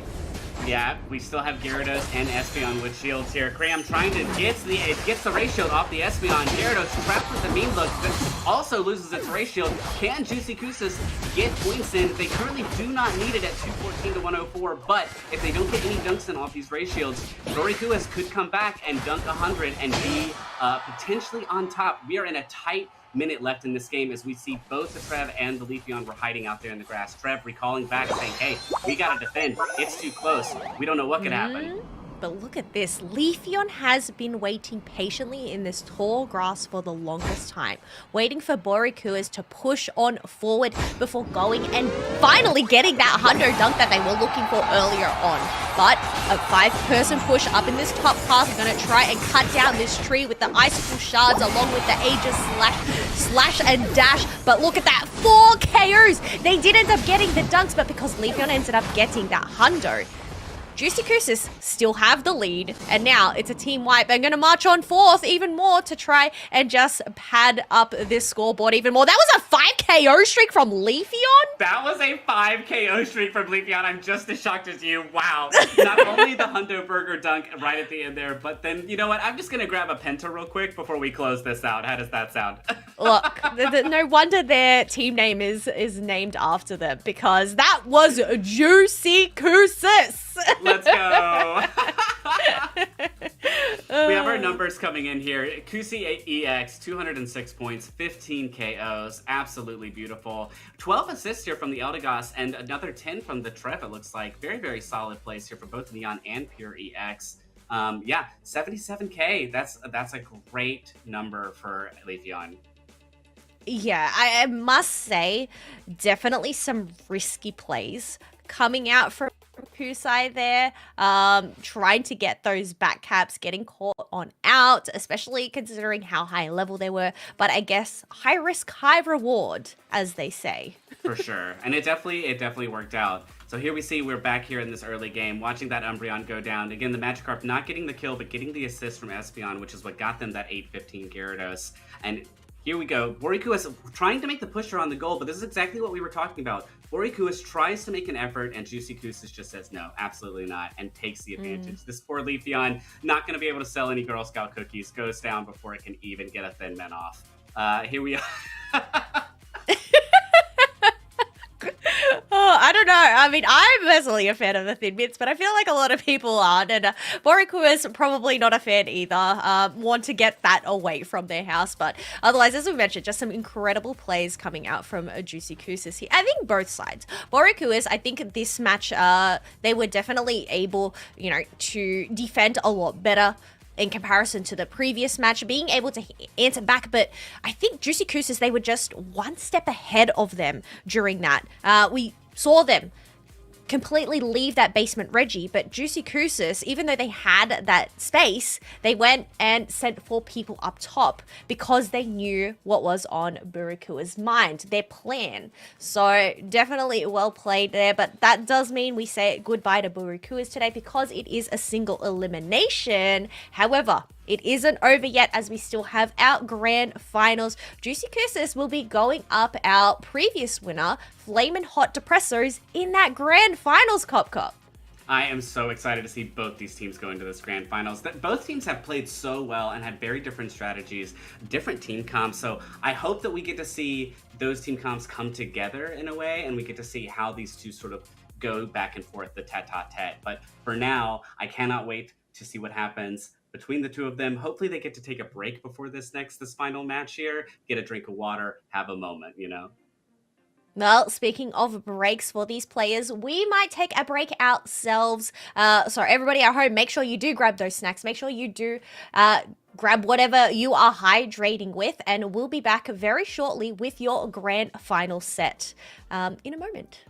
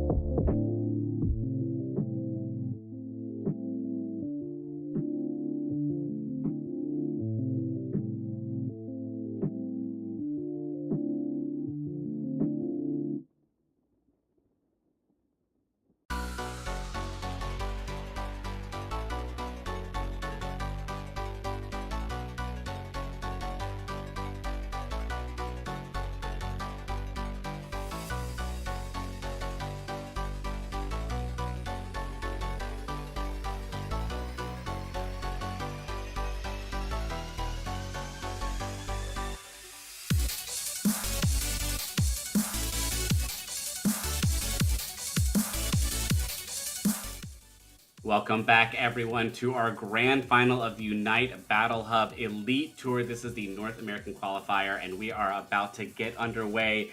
I am your host, Cop, as well as my co-host here, Kellosaurus. Kello, welcome back. What are you excited about to see in this grand final? Well, we have seen sets from both of these two teams, so what they bring to the table. Now, we did see in that set with Flamin' Hot Depressos that there was no Tyranitar. However, in the previous set, Tyranitar was banned both times. So I'm wondering whether we're going to continue seeing that Tyranitar ban, considering it has been running rampant in Theosky Ruins since that recent patch, or whether we're just going to see it being pushed to the side once again. For sure. And here we are. We are going into our bans here for our grand final, Juicy Kooses versus Flaming Hot Depressos. This has been a single elimination tournament, and they have made it all the way here. Flaming Hot Depressos even taking a second round after their first bye. And they said, we are here to win. Juicy Kooses' first ban coming in here is that Blissey. And Flaming Hot Depressos, I think they saw the previous game and said, you know what? Yep. No Gyarados. That totally makes sense here. The fact that we ended up having that Gyarados online before the 8-minute mark as well was absolutely wild. But you know what? This dinosaur has been on our minds all day here at Unite Battle Hub. Tyranitar finally letting loose Oblivion, getting that first pick for Juicy Kooses. Yes, I cannot wait to see this Tyranitar for sure. This looks like it's going to hit like a truck, weakness policy, and muscle band. Flaming Hot Depressos, grabbing that Hoopa, as well as grabbing that Trev, which is a solid defender we've seen. Hoopa done very well for Flaming Hot Depressos. And Neon EX on the Dodrio here. This is interesting. We have not really seen a Dodrio yet so far in this tournament. And it could be the key linchpin here for Juicy Kooses. I think here, because it was in that second pick phase, Flamin' Hot Depressos really have to be careful with what they pick. They don't want to get something that's very squishy in that back line, aka an Inteleon or a Decidueye or something. They want to have something with a little bit more maneuverability, which I guess maybe this is why we have Tetchin hovering over that Cinderace. But Sableye was banned by Borikuas in that last set, so I guess aware that Twisted plays this Pokemon, and considering it hasn't been banned, they're going to pick it up and take that opportunity to lock it on in. So really interesting team compositions over from both sides here. I'm not going to lie, I am a little bit worried for Flamin' Hot Depressos, considering how squishy they are, bar that Trevenant. Yeah, this is a great example of both teams doing their homework, both before the tournament and actively watching as the tournament progresses, right? It's exactly as you said, Borikua's banning that Sableye out from Juicy Kooses, but now Flaming Hot Depresso says, you know what, it's fine, have it. And this might be a great Pokemon from them that Twisted has played a whole lot and could be really scary. We know that the meta and the community doesn't really like Sableye that much, but you know what? I love the little goblin. And Juicy Kusis, saying, hey, we've watched you play as well. We're going to pivot. This entire team comp from Juicy Kusis, completely different than what we saw in the previous game. Completely different. One thing, well, that's the thing. I'm worried about Flamin' Hot Depressos here because they're so squishy going into that Tyranitar. But on the other hand, Juicy Kusis don't have a healer, a sustainer over on their side. Instead, opting for the Sableye. And we actually had a little bit of a laugh earlier on, didn't we? Where it's like you're in that solo queue and it's like, supporter needed. And then they go and pick a Sableye. And it's like, that is not the supporter that I wanted. Like, give me some heals, please. So, giving up heals for a Sableye, I'm a little bit worried here. And double speedster? Like, I have no idea what Juicy Kusis are cooking here. I don't know either, but we're about to see as we hop into this game one here. Juicy Kusis, your purple team. Flaming Hot Depresso is your orange team in the grand final of this North American qualifier for the Unite Battle Hub Elite Tour. We have an Eevee in the jungle, as well as there's a few Pokemon happening inside the jungle for Flaming Hot Depresso. Dodrio doing that counter jungle. No way, we're getting a double invade here with the Doduo and the Sableye. Oh, well, I mean, look, I guess looking at their team comp, they're going for that score comp, considering I believe Kusai ended up having the score shield and a goal getter as well, but Sableye ends up getting caught on out. Wasn't able to get out of that central area with any consolation prize whatsoever, so some really risky maneuvers earlier on from Juicy Kusis. And I mean, the thing is, Larvitar, we know, how terrible it can be. It needs to get online ASAP, but solo up in the top path, well, it can't really do much on its own. It can't either. It looks like with this Sableye is going to go down as well. Flaming Hot Depresso is having 4 on top, taking out the Sableye twice, and this poor little Larvitar not really sure what to do, can't really defend against this goal, as Flaming Hot Depresso continues to just push. You know what they said, if you're going to try to double counter jungle us, we're going to push back, and that's going to work in our favor. We hope. But you know what? The double invade, it's a bold move, Cotton. I hope it worked out for him. We'll see in the long run if it did give them any momentum. But this Rio running around the map and living again in the jungle. Yeah, but it looks like Flamin' Hot Depressors are going to give Juicy Kusis a case of their own medicine by going and taking the buffs home over their side. Doduo was able to take that blue buff, grow itself another head, but it ended up getting cooked into some popcorn chicken by that flaming ball of that Raboot. It did indeed. And Sableye going down again from Flaming Hot Depressos. Not sure what the Sableye is going to be bringing to the table yet, but perhaps it really hasn't hit its peak, as we have a lot of both teams in the center area for these 850Bs. The Cinderace over here for Flaming Hot Depressos, Tets and Chief burning that down, as well as the Espeon as Pikachu rotates back up. We do have a Larvitar on the side of Juicy Kusis. We're almost there. Alright, 2 people up in the top half of Flamin' Hot Depressos. Pikachu ends up getting caught on out, and Dodrio is going to take that opportunity to go and empty out all of their Eos energy. We have 6 points left on up, but Hooper was able to teleport some backup through that Hooper portal and look to just zone out Sylveon and Sableye, who ended up getting caught out in that Flux Zone there. Absolutely, and you can tell that Juicy Kusis knows exactly what they have to do against this Hoopa. They've got to close the goals. They've got to make sure that they don't have the mobility that Flaming Hot Depressos needs to keep getting around this map. And so they push that goal till I believe it's at almost 6 points now. 132 for Juicy Kusis, 112 for Flaming Hot Depressos. And we do have a Hyperspace Hull Hoopa, like we confirmed earlier, to get the heals in that they need. Regieleki being burned down here, getting a little poke. Can Flaming Hot Depressos take it in time before this Sylveon or the Sableye is able to nab it? And Talonflame diving on in potentially on the Cinderace, trying to get the last hit on this Registeel. Doesn't get it. No, the Cinderace. Yeah, the blazing a bicycle kit to land that last hit and get the secure. Tyranitar is online here. They are on the chase. Do end up popping their Unite move, but it ended up being a waste considering Cinderace was able to take both of them down within a breeze. Yeah, well, it's a really unfortunate ultra for T-Car, but the Regieleki going into the second tier goal for Flaming Hot Depressos, they're going to continue to dunk what they can while they can, but we see that this seems to be the strategy against T-Tar that is going to work for Flaming Hot Depressos, potentially potentially. The Cinderace has range, the Espeon has range, the Pikachu has range. Just don't get too close to it, and you're going to be okay because that Sand Tomb will be the death of you. Yeah, definitely don't want to get caught on out into it. I guess that's the great thing about Cinderace, with that pick having that maneuverability. Goal Getter has been popped by the Talonflame to make sure to break that tier 1 pad. So that is going to hinder those Hooper teleportations a lot. Otherwise, we do have that Horn Leech pushing back that Tyranitar as Trevenant goes in with a bit of a heals back through that portal. But up in that top path, Juicy Kousas have just unloaded a bunch of Eos energy. For sure, and Hoopa is opening up the portals to say, hey, we have to defend up there. Everybody, go, go, go. 235 for Juicy Kousas, 205 for Flaming Hot Depressos. And right now, the teams look pretty balanced level-wise. We have a level 11 Cinderace and a level 11 Espeon to the level 11 T-Tar. Talonflame diving on into this Hoopa, not going to be able to make it, though, as it says, you know what, that was fun, we'll head on out.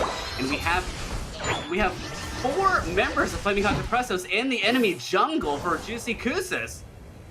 Oh, risky move here, going in for some dunks considering the jump pads are available. But Dodria ends up getting caught on out by that Pikachu Volt tackle there. Once again, continuing on this push, utilizing their Unite moves, but Tyranitar has popped their Tyrannical Rampage to just stomp and get out all of the aggression, the anger they have been holding on in throughout that match.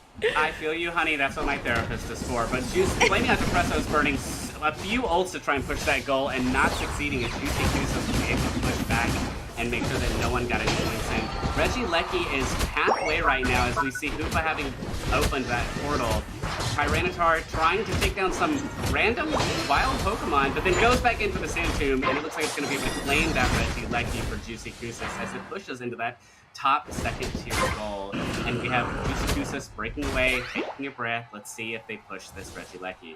Yeah, well, it's going towards that home base because at some moment in time, Tier 2 was eliminated there. But you can see Juicy Kousas are making sure to stick together. They're going to make their way down to that bottom Tier 2 pad instead of the home base. But Thunderstorm ends up raining on down, taking down that Sylveon, and that ends up dispersing Juicy Kousas, and they're not able to push there.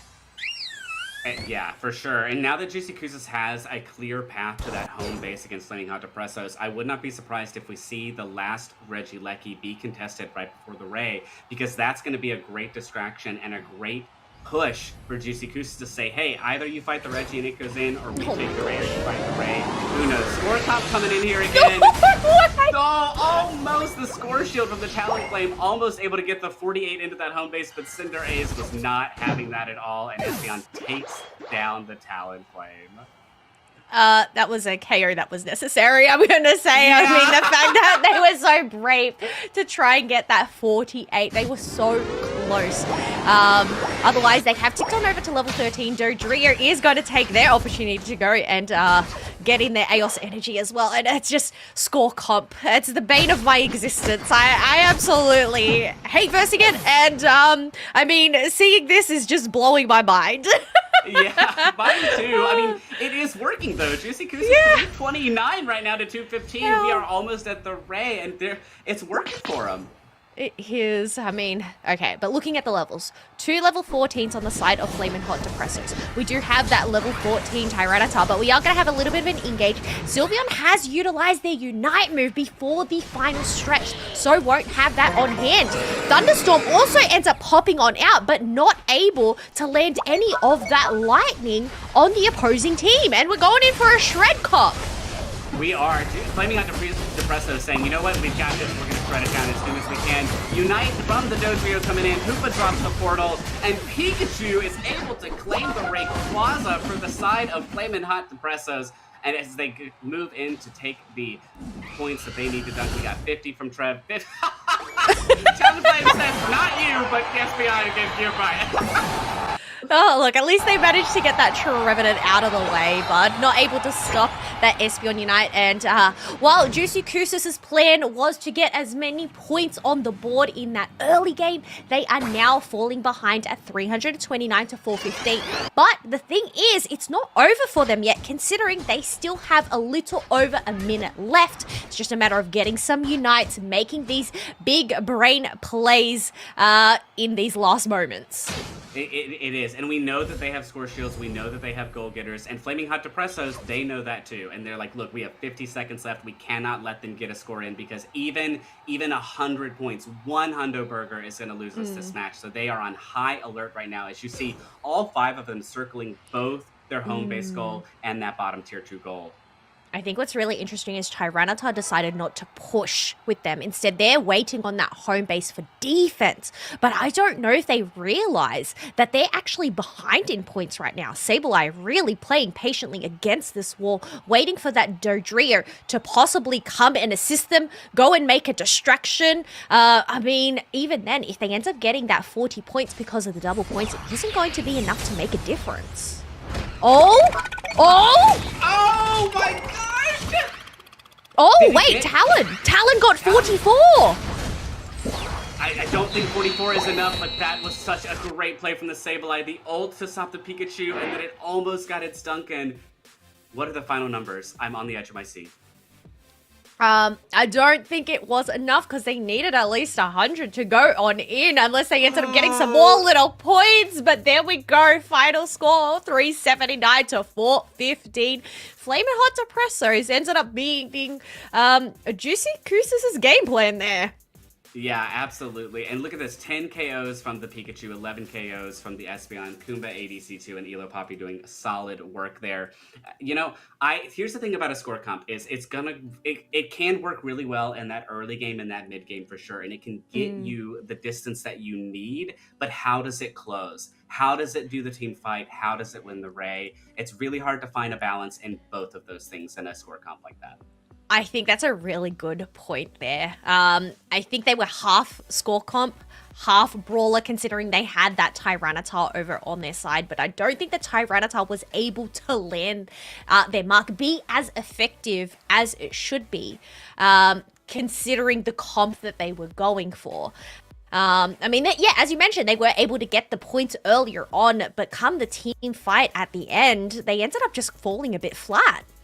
Yes, for sure. And T-Tar, the thing for me that I've noticed with T-Tar is it needs the supporter to back it up. It is a house. It does have the increased Not HP. a Sableye, by the way. Not a Sableye. Not a supporter. Not a supporter. But with the buffs post-patch, like, T-Tar is a house and it is super strong, but it still needs a little bit of help and protection. Yeah, it definitely does. And I mean, look, they were able to have some big pop-off moments there, but I must say, like, Cinderace as that last pick actually countered Juicy Kousis' team composition there. And normally, you know, as I said, a Cinderace is not something we usually see in a competitive scene, but it worked out quite well for them here. It definitely did. We're at the 2-minute 58 mark here. There's that Talonflame making that greedy dunk and getting punished for it. Back to the Ray as we see the Dodrio is about to ult in, but it is going to be the Pikachu that takes it right there as we come in. The T-Tar ulting to try and take everyone down, but it's not going to be enough. And there it is. That Pikachu takes the Ray. But here we go. So Sableye ult into the Pikachu, doesn't make it, and gets pushed out by the Trev. I think that's such an amazing play there from the Sableye. Yeah, definitely. I can see the play there, hoping to get multiple members, have enough time to get in the dunks. So if that Sableye was able to get in their dunk, I think they would have ended up having enough. But we are going to head into our second match of the grand finals. We have a Gyarados ban first up for the side of Juicy Kousis. Absolutely. Juicy Kousis banning its own Gyarados, I believe, and the Leafeon ban coming from Flaming Hot Depressos. Maybe Juicy Kousis is saying, hey, we don't really need to worry about that right now. And the Zeraora ban from Juicy Kousis, you know, we've seen Zeraora this entire tournament a few times, and it's been very, very strong. But Flaming Hot Depressos saying, you know what, we don't want to deal with the T-Tar again. Oh, definitely a respect then onto Tetchin's Zeraora that we saw earlier on. But, I mean, they played that Cinderace pretty well. So I guess it'll be interesting to see whether they're going to fall back onto that pick or whether they're going to have something else come out to play this time around. Trevenant, Hooper, Umbreon, picking up those much needed supporters and defenders earlier on in this composition, which leaves the Blissey to be picked up, considering it wasn't banned this time. Yeah, we've seen Pure EX on the Trev before. We have seen both teams take the Hoopa, so clearly that is a consistent first pick from both sides as to who gets what first and when. Sylveon coming in for Kumba ADC 2. We saw Kumba on the Espeon in the last game, so still enjoying those ranged attackers potentially. Oh, we might see a Mew. We might see a Mew in this grand finals. I would be, nope. Okay, the Sylveon makes more sense here, but Elo Poppy on the Pikachu once again. That Pikachu putting in a lot of work for them last time. Yeah, 100%. So it'll be really interesting to see what we're going to answer back with now. Juicy Goose is not going for that score comp once again. Instead, they're looking for more of a damage comp, having that Gardevoir in the back line. Oh, Metagross. I think this is a great way to round out this composition here, providing the shields, but also just that brawler type up in that front line, up against that Sylveon and Pikachu. Absolutely. Metagross in the clear here, not having to go up against the T-Tor, so its shields are going to be able to do a lot of work. And yeah, the Gardevoir in the back line, always one of my favorites. The Garda Unite is one of the most powerful Unites in this game, in my opinion. Able to clump the enemy team up. And then Metagross, if Gardy clumps and Metagross dives with its Unite and boxes them into that Coliseum, it's game over. That is like the most ideal situation that you could have. I mean, whether Juicy Crucis are going to be able to pull it off, I feel like that is magic waiting to happen. But if they're actually going to, I guess, yeah, let it appear. We'll have to wait and see as we get our final preparations underway. Items locked on in. We do have Metagross and that Trevenant stacking that attack weight. Otherwise, on the side of Juicy Crucis, no players have any stacking items over on their side. No, but we do see that Cursed Incense from Twisted here to stop the healing from potentially the Hoopa. But listen, I went to the concession stand on Thea Sky Ruins. I've got my popcorn. I hope that magical moment happens. We'll see. Well, I guess, yeah, that's the thing. It's something that we all want to see, I guess, because it would look spectacular, but I don't think Flamin' Hot Depressors wants to make that happen, because that could really be the end of them, considering they are quite squishy once again, besides that Umbreon pick. So definitely going to have to rely on that maneuverability, but also the crowd control from that Pikachu to try and hinder the backline of the Gardevoir and the Espeon, or, even just the Metagross. Yes, for sure. And that squishy is the most important to note here as we go into our second game of the grand final. Juicy Crucis versus Flaming Hot Depressos. Juicy Crucis, your purple team. Flaming Hot Depressos, your orange team. We are going to get this game underway. Hoopa, Pikachu, and Eevee in the jungle for Flaming Hot Depressos. Making sure there isn't going to be that invade potentially, as we have a few dunks coming in early from the Blissey and the Metagross. Blissey really making sure that Metagross gets out alive. Hoopa and Pikachu and the Cinderace trying to get that farm from them. They know we can't get this Metagross. We can't let it get this wild card. No, and it looks like Flamin' Hot Depressos were able to secure that Bunnelby for themselves, taking that away from that Chansey, who is also stacking themselves on the special attack specs. So, definitely probably trying to get the maximum healing with the soft boiled, but we do have Sylveon coming up into this tall grass, does have that blue buff on hand. Hooper circling around, waiting for this perfect moment to stun with that Astonish. I love the Cinderace for getting back into the jungle for a little bit and then coming back. Because now we have 4 on for Flaming Hot Depressos in this top lane. They take down the Metang, they take down the Gardevoir, and dunk 12, 15, up to 57 points in this top goal. A solid push. As now they're just going to wander into the enemy jungle and say, hey, what's going on in here? And you know what? They have the Hooper Portal on hand to get that reset, but you can see Trevenant and Chansey are aware of Flamin' Hot Depresso's plan there, making sure to shred that red buff all together so Curlier can try and get online ASAP. Yep. Juicy Gooses definitely needs this Curlia to get into a Gardevoir as soon as possible because we still have a level 4 Metagross on the side of Juicy Gooses, which at 8 minutes is pretty scary. It needs to get a KO, it needs to get something in here in order to get its evolution, or else Juicy Gooses is gonna lose their front line pretty quick and fall behind. But we do have some more little dunks going on in. 2 points difference between the team. We do have that Volt Tackle Electro Ball Pikachu once again being able to take down that Metang along with the Trevenant as well. So we do have the numbers advantage up in the top path. Whether Depressors are going to take advantage of this and break through the barrier of that Curlia, no, they're going to have to get on out considering that Psyshock was just too much of a defense there. Yeah, I think this is a good play from Flaming Hot Depressos. They know that if they give the extra Indeedee by closing that top goal to Juicy Gooses, it's going to get the Gardevoir there, and it's going to get the Metagross there.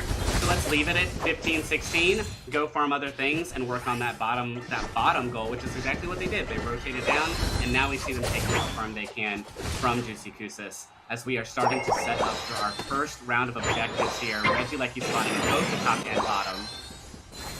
Yeah, but we do have Blissey going down up in that top path. We do have Metang going and shredding up this Regieleki. Cinderace ended up utilizing their Unite move a little bit too early, but still able to get that redemption, the last hit for Depressos there, locking in that Registeel for themselves and going and dunking in their Eos Energy as Umbreon is doing a great job of zoning away this Espeon. Yeah, Umbreon's doing solid work here, picking off Juicy Gooses one by one, saying, hey, this is our target, because we have a Cinderace, we have an Electro Ball Pikachu, we have a Mystical Fire Draining Kiss Sylveon. Flaming Hot Depressos, this team comp is built to just try to target one down and get a team wipe in that way, and it's working very well for them. Yeah, definitely one target at a time. Chip them away slowly, and, you know, one after another. Otherwise, that Regieleki is still up in that top path, while we do have a member, Blissey, going on down in that bottom path as they make an attempt to push by themselves, all alone. But Hooper able to teleport Flamin' Hot Depressos in a flash to go and get the defense here. Oh, Hornleech ended up missing any of the members from Juicy Gooses there.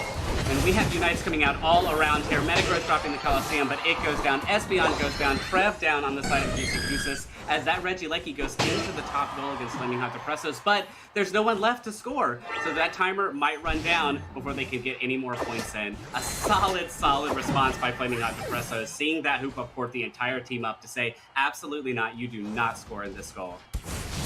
Yeah, and that is the benefit of Depressos having both of those tier 1s up. Just being able to keep up the defenses there. Otherwise, there is a fair bit of wild Pokemon on the map, so they're just going to reset. We have a level 12 Cinderace already on the field. The highest level is that Metagross on the side of Juicy Gooses at level 11. Yeah, and we see Hoopa opening up the portal because we have 7 seconds to the bottom objective coming up. It looks like Flaming Hot Depresso is going to port on down to get ready, or not, actually. They don't take the portal, leaving Cinderace on the bottom objective. Probably going to try and burn it as fast as they can, and then Hoopa port the Cinderace up for this team fight. We could see that happen as Juicy Gooses waiting in the grass, and there it is. Yeah, that was a bit of a bait there, thinking Juicy Gooses was going to go in for the push, but a Juicy Unite move coming from that Gardevoir, being able to pick up a 2 KO streak. Now we only have the Pikachu and the Umbreon looking to go and defend this pad, but the Hornleech followed up by the Woodhammer to just push them out, up against the wall, get the KOs, and look to break this top pad. I mean, it's only a 2 overdunk, but that is still going to hinder that teleportation from Hooper. Absolutely. That is the way you stop Hoopa. You got to close those goals. And we saw the response from Flaming Hot Depressos with Hoopa opening up that portal and uniting and saying, hey, we have to do something about this. Flaming Hot Depressos rotating back down while Juicy Gooses, the Gardevoir, going in to take some farm here. But right now we have Espeon, Twisted, and Neon EX on the Blissey taking care of this Regieleki as Oblivion moves in with the Metagross. They are definitely going to try to take this Regi and push it into that top tier goal because the score is so tight right now. 185 to Flaming Hot Depressos, 154 to Juicy Gooses. I really like the call from Flamin' Hot Depressos here to not go and waste any time or to utilize any of their resources to contest that Regieleki. They're going to be able to shred it down quickly because of that Cinderace and Pikachu. I think that was, what, a 5-second shred.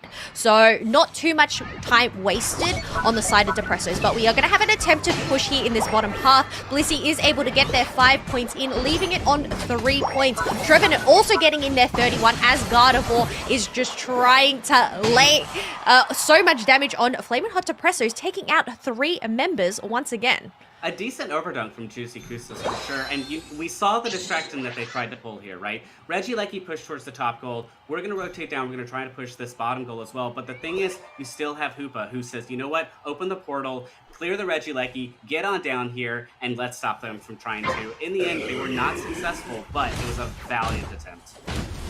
A Reg Ice has spawned at the last basement Reggie of this match, and it does go over to the side of Juicy Kusas, so giving them that HP regeneration. Otherwise, Umbreon ends up getting caught on out. He is getting slammed by that Metagross, unable to take the portal back home. The Pikachu, what? Yeah, didn't end up going through. No, it did not, unfortunately. As we are 12 seconds to the Rayquaza, and Juicy Kusas has this Reggie buff, which is going to really be helpful in this final team fight. As we see both teams trying to set up, Flaming Hot Depressos trying to find their in here as they work their way through that top corridor. Koopa porting in as well. Neither team really making a move yet. Metagross just tapping the Rayquaza to say, hey, we're here. We're going to try and get this if we can, but somebody is going to make a move, and here it is. That Sylveon dives in, but he gets caught by the Trev. Yeah, the Horn Leech ever too powerful there to get the isolation. Oblivion is going to make a start on this Rayquaza, just trying to create some pressure on Flamin' Hot Depressos, hoping they're going to reveal their positioning. But Cinderace, hello, are we in solo queue right now as you are waiting in that top L grass, waiting for the push, the Blister, and save that Gardevoir with their eggs. Trevenant once again putting in the work with these Horn Leeches, Wood Hammers, and the Phantom Forest as well. 2 KO streak for that Metagross, and now they have enough time and enough space to go and shred down this Rayquaza, but they do have to be careful of this Sylveon. Mystical Fire isn't a great secure though, but anything can happen. Espeon gets the last hit. Solid play from Juicy Kusas. Yeah, I was also going to say, where is this Cinderace? What is it doing? But in the end, Juicy Kusas able to take down a few members of Flaming Hot Depressos and claim that Rayquaza. Everybody's got shields. Looks like we're going to be able to get enough points in to breach the gap, 290 to 210. Trev waiting very patiently though. Horn Leech is in. Yeah, I think this is going to be the call of the game in 30 seconds. Let's see if Juicy Kusas can get any more points in. There it is. Hundo Burger from Hundo Burger Metagross. And I think that is going to be game for Juicy Kusas. Now we're just holding the front line here. We're just going to keep dunking while Flaming Hot Depressos responds. Yeah, I guess they're just going to take this moment rather than putting in the surrender vote to just recalibrate their thoughts, seeing what they're going to do, moving into our round 3 situation for the grand finals. Round 3, I cannot wait. I'm so excited. Time is up, and that is going to be it. GG's to Juicy Kusas. Both teams playing a solid first game and a solid second game, too. Changing these team comps up, responding very well to each other. And let's see what our final number ends up being. Yeah, 676 here versus 210 for Juicy Kusas. You know what? The Guardy, 9 kills, but otherwise, Juicy Kusas, a pretty balanced play here. Most everybody on the same wavelength. Yeah, you can see being able to dish out that damage, but even Espeon in that back line, dealing 78k damage, and Neon on the Blissey providing the heals for their team, and that is why they had those special attack specs on hand to try and get as much recovery as they can. But we're going to take a squiz at the highlights. While you folks enjoy this, we are going to take ourselves a quick break, and then we'll get round 3 for you very shortly.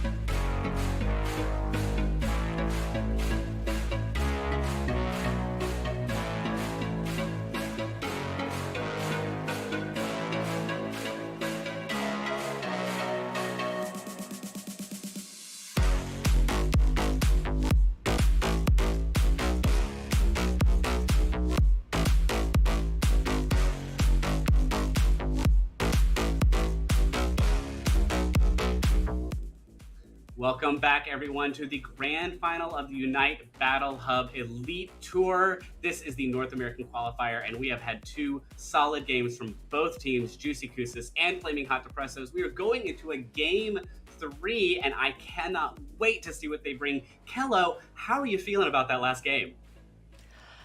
I mean, just the past 2 matches, my brain is scrambling trying to keep up with all that is coming at us. I mean, the fact that we have ourselves round 3 just goes to show why these two teams are in the grand finals. So we're just going to have to wait and see what our bans are going to be. Hello? Like I just said, my brain is in a scramble. Why are you bringing out a Garchomp ban? We haven't even seen Garchomp today. We have not. No one brought Garchomp. Garchomp doesn't even go here, but here we are banning it out, and the Gyarados as well. Flaming Hot Depressos wants nothing to do with these massive all-rounders, and Zero Aura ban from Juicy Koosis, and the Hoopa ban, which I actually think is a very strategic play from Juicy Koosis, knowing, hey, we've used it, hey, y'all have used it, nobody gets Hoopa this time around in this final match. This does leave 2 powerhouses on the field to be picked up. Leafeon and Tyranitar, which were both banned by Flamin' Hot Depressos in the last match. But the fact that we're prioritizing the defender and the supporter picks up first instead of these powerhouses, possibly leaving them, I guess, until those last picks, that way they can't get counted. Or maybe they're just not going to get picked up at all, but Blissey, Umbreon on the side of Juicy Koosis as, I guess, we don't have a Hooper this time round, picking it up, and an Eldegoss this time around as well for the side of Flamin' Hot Depressos paired up with the Sylveon, which Kumba, has played quite well so far. Absolutely, and we see Oblivion hovering over this T-Tar. Oblivion has played it previously in this tournament. Let's see if they end up locking it in, as well as the Pikachu from Twisted. We previously saw Elo Poppy on this Pikachu, and that might end up moving it around, or no, actually taking it from Elo Poppy might actually be a solid play, but no, Twisted ends up with the Espeon. Yeah, so it'll be interesting if Elo Puppy actually ends up going for that Pikachu once again, or whether they're going to end up going for something different this time round to try and catch Juicy Koosis off guard. But Tetchin, I guess because their Zero Aura has been banned, is going to fall back on that Cinderace pick once again. Oh, Chandelure, double fire coming on out for Flamin' Hot Depressos. I mean, I guess they're ringing true to their name right now.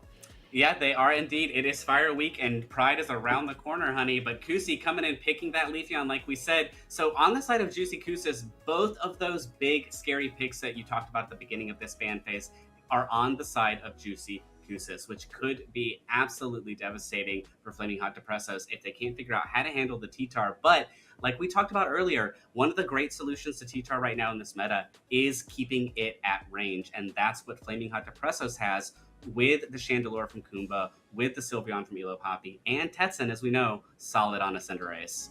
Yeah, 100%. I mean, I am a bit worried considering they are squishy and they don't really have a lot of suppression over on their side besides that Trevenant. But I guess having that Chandelure pick, yeah, it is squishy. It's going to have to stick in that back line, but it's really going to have to rely on Imprison, I think would probably be the play here instead of Poltergeist to just try and shut down the push from that Leafeon and that Tyranitar.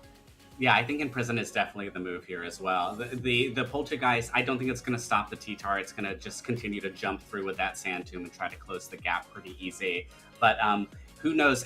Like I said earlier, T-Tar really excels when it has the supporter. And we see here Neon EX on the Blissey. That, I think, is going to be the duo that might carry them to the end of this game. Blissey T-Tar, you know what? I always love my egg soft boiled, so I'm here for it.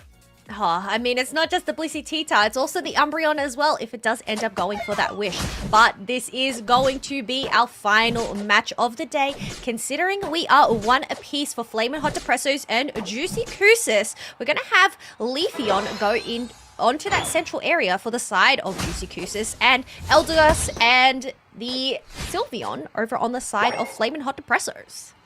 Flaming Hot Depressos giving that red buff over to the LD, which we know is a very solid early play. They once again did 3 in the jungle just to get through it as quick as they can, leaving those back 2 bunnies so that they can move into this top lane for an early push. Sylveon and LD and our little baby Cinderace here from Tetsun as they try to claim what farm they can. But Juicy Goose is already having the Leafeon, already with that Leaf Blade is going to be able to do a lot of damage and might catch these weaker Pokemon who are in their early Evo stages and take them out really quickly. Oh, interesting plays here from this Leafeon going into that central area there. Does end up getting caught out by the Mystical Fire, but also ends up getting found out by that Umbreon. Now, it looks like they're going to pivot towards that top path. So instead of going for that 4-person push, I guess their plans ended up getting discovered by that Sylveon. Yeah, we had a brief Eevee on Eevee turf war there, and but now it looks like Juicy Goose is in the top lane trying to get these dunks in. Eldegoss not going to be able to stop all three of them, and we do have a Pupitar evolution. As we move in, it is 8:30, we're about to have Center Beast, but Sylveon getting slapped around by this Blissey for a hot second and makes its way out before the Leafeon can take it down. Yeah, definitely going to need a heal up from your friend there, LD. As looks like Leafeon's going to take the Center Beast potentially. Yeah, I really like the plays here coming from Elo Puppy. Just being the eyes for the team, making sure that nobody goes in through those zones to try and steal those buffs away. So hanging about. But we do have 4 seconds left until those birds. We have that Umbreon waiting in that tall grass, but instead of going for it, instead they're going to make a dive on this Trevenant. And it looks like Juicy Gooses are going in for some dunking of their Eos energy.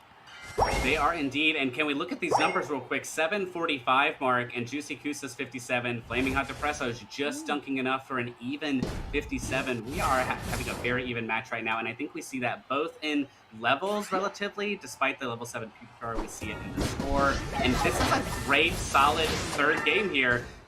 Sylveon getting hit by that Leaf Blade, but making it out just in time, as it looks like Flaming Hot Depressos is reconvening in this bottom lane for a 20-second timer onto our Regieleki effects. But Cinderace has caught out that Leafeon trying to take away that red buff.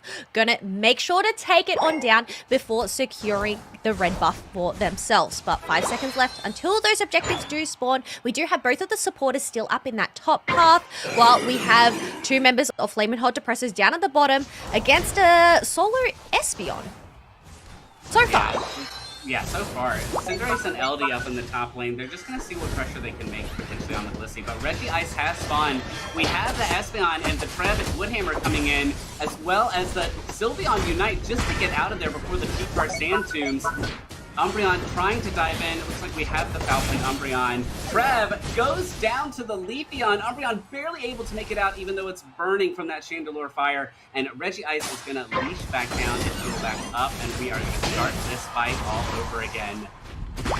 Yeah, but you see that Chandelure just trying to pop out their maneuvers, trying to flame the Leafeon and the Tyranitar, but it is just no match. They are going to back away on pad and give that one up for free. So they do have that HP regeneration on hand, but Tyranitar and Leafeon both have their Unite moves here, waiting in that tall grass for a massive ambush play. What an ambush indeed. They were waiting for it, and they got it right. They're trying to get in on this goal here. Cheetar diving with that sand tube. Sylveon goes down, Espeon Unite, and here they are hopefully going to get this 40 in. But no! LD says with a basic, absolutely not. Juicy Goose 4 people down here in this bottom lane. They are trying to get any momentum they can against Flaming Hot Depressos, but Umbreon drops the Cinderace. Cheetar Unite comes in. Oh! Isn't going to be enough.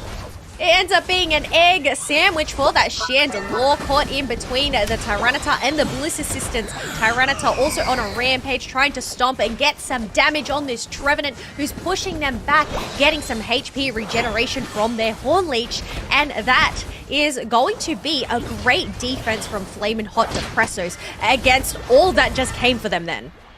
Absolutely. A solid defense against the T-Tar, solid defense against that Blissey as well. And we see it's sort of this push and pull happening right now. One side tries to dive, the other pushes them back.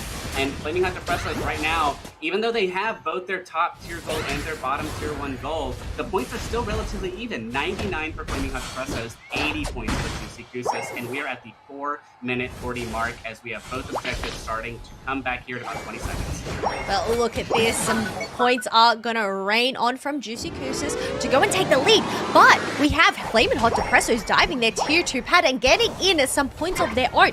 Once again, this back and forth maneuver between these two teams to just even up that scoreboard. Absolutely. I really think Flaming Hot Depressos wants to do this Reggie if they can, because if they can push it in. We got a Unite coming in from Trev, from Cinderace, and it looks like Leafeon able to claim this Regieleki. A solid play for Juicy Gooses. This is what the momentum they need to try to close this tier 1 goal if they can. Regieleki walking in. Can they take down this Trev and this LD? Looks like we have the T-Tar Unite going in, and yes, there it is. 34 from the Blissey. We are finally having closed that tier 1 goal. It's just so back and forth between these two teams, but now we do have a level 12 Leafeon and Tyranitar on the side of Juicy Gooses. So just a bit of a reset, considering nobody has Unite moves but that Blissey going in for this second basement Regispawn. Yeah, this is the Blissey Unite might be the thing here to clinch this Reggie seal for Juicy Gooses. T-Tar going down pretty low. Blissey trying to heal it up with those eggs. Looks like Umbreon trying to defend against the enemy team here. LD's pretty low. T-Tar is deep. LD goes down. Cinderace goes down. And now it is just the Trev saying, nope, this Registeel is going to be mine. Hopefully Registeel leashing back in, trying to heal itself back up. Juicy Gooses is in a pretty good position here as Flaming Hot Depressos is having to reposition back. Only the Sylveon left. Sylveon not going to be able to get in here. And there it is. Oh, no way. Oh my gosh. Elo Puppy clutching that last hit with their mystical fire to take all the hard work of Flamin' Hot Depressos away. My jaw literally just hit my desk. That was an absolute amazing play from Elo Poppy, and a huge secure for the side of Juicy, for Flaming Hot Depressos. There it is. We are at the 2-minute 28 mark. We have 15 seconds on the top red Regieleki. It could be contested, and if it is, could push into either team's tier 2 goal. I mean, considering the points are quite close between these two teams, you probably do want to try and create a bit of pressure here, but you also probably don't want to utilize a lot of your resources here. So prime positioning is definitely going to be the key here, as we do have Trevor going at half HP, going in for a bit of a reset, but we're not going to delay as Cinderace and Sylveon are going to try and shred that Rayquaza with a burn. Holy macaroni cop! Unites everywhere as Rayquaza is taken down in a less than 15 seconds from Juicy Gooses. Full team wipe from Flaming Hot Depressos, and there's the white flag. Flaming Hot Depressos immediately surrendering, knowing they're not going to be able to get back from that point differentiation. 17 seconds into the final stretch is how long it took for Juicy Gooses to seal the deal. They didn't even need to get those dunks in as Flamin' Hot Depressos, they just gave up, knowing they could not come back from the 100 burgers that were gonna go into their base. But that does mean, Cop, that is the end of our set, and Juicy Gooses have now landed their spot in the main event for the UBH Elite Tour. Absolutely. Congratulations, Juicy Gooses. Here we see 79,000 healing from the Blissey and 79,000 from the T-Tar as well. The two of them working in tandem very well. I can't even believe it. 17 seconds, such a short amount of time. But yes, Juicy Gooses is going to be joining Ignorance and Cinco as well in our upcoming so congratulations to them. And we're seeing some recaps here. Cinderace burning down that Leafeon as we get to the first set of objectives. And yeah, here's both teams. Once again, back and forth, push and pull, not really being able to find momentum until, of course, the Ray. This was such a great ambush from Leafeon and Tyranitar to just go and get that dive. But even though they ended up getting such a great ambush, you had Flamin' Hot Depressos being able to keep up the defenses and protect this goal for the longest time. You can see just the Cinderace and the Chandelure paired up with the Eldegoss to just push them back and defend the goal. Yeah, and that's exactly what they really needed. I mean, like we talked about it earlier, the range share was the thing that Flaming Hot Depressos was going to be able to use to their advantage. But at the end of the day, it's still the T-Tar being able to close the gap. It's the Umbreon diving in with that foul play, pushing people around. That Juicy Gooses was very smart in figuring out how do we close the gap against this range team comp. No, it definitely was a great answer towards that Tyranitar there. And I believe this is the moment. There was an absolute scramble. You had fights happening left, right, and center. And after all of that, it ended up being Elo Puppy on the Sylveon. But here we go, the shred. I mean, even then, I looked at that replay and I still can't comprehend what just happened. I saw a Trev unite, I saw an Umbreon unite, and I saw one other unite in the cluster of that, but I'm not sure who it was. I think, okay, slow-mo replay in our brains here. I can see Flamin' Hot Depressos, they're going in for that shred. The attempt, oh, look at this! The replay! Yes, The replay in Lad slow-mo, with thank the you. clutch, the shred. So, Chandelure, Sylveon and Chandelure going in for the shred, but they ended up getting pushed on back because look at the shields. The shields from, I guess, the Blissey Unite, Tyranitar Unite, and I guess considering how squishy Flamin' Hot Depressors were, they ended up just popping like bubbles. Yeah, I also saw Cinderace Unite in there too as well. Wow. Everybody just went all in and they said, you know what, we're in the final match. If they're going to burn it this fast, we all just have to push that Unite button and pray. And Juicy Koosis came out on top. Congratulations. Woof.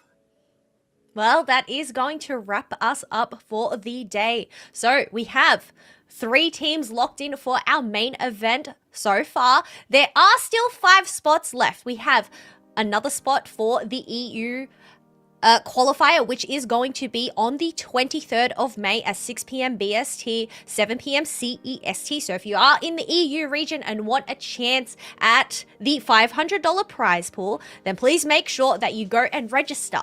But it isn't over for NA just yet because there is still that last chance qualifier, which will be joined by EU on the 25th of May at noon ET, 6 p.m. CST. So make sure you get your teams together because, yeah, after all, as we mentioned, $500 prize pool, a chance to win that on the main event on the 26th.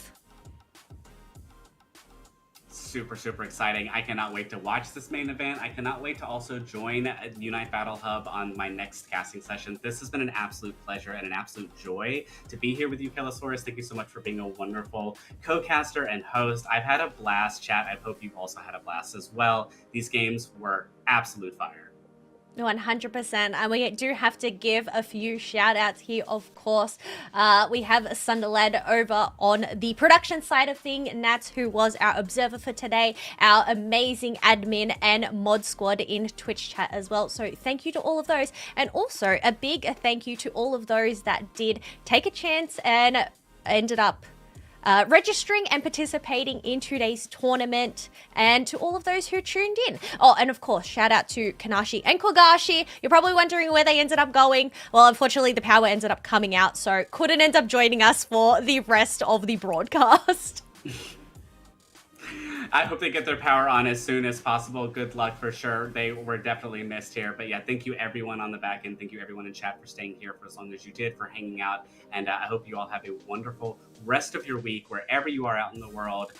Please, please, please be safe out there and have a great week. See you next time.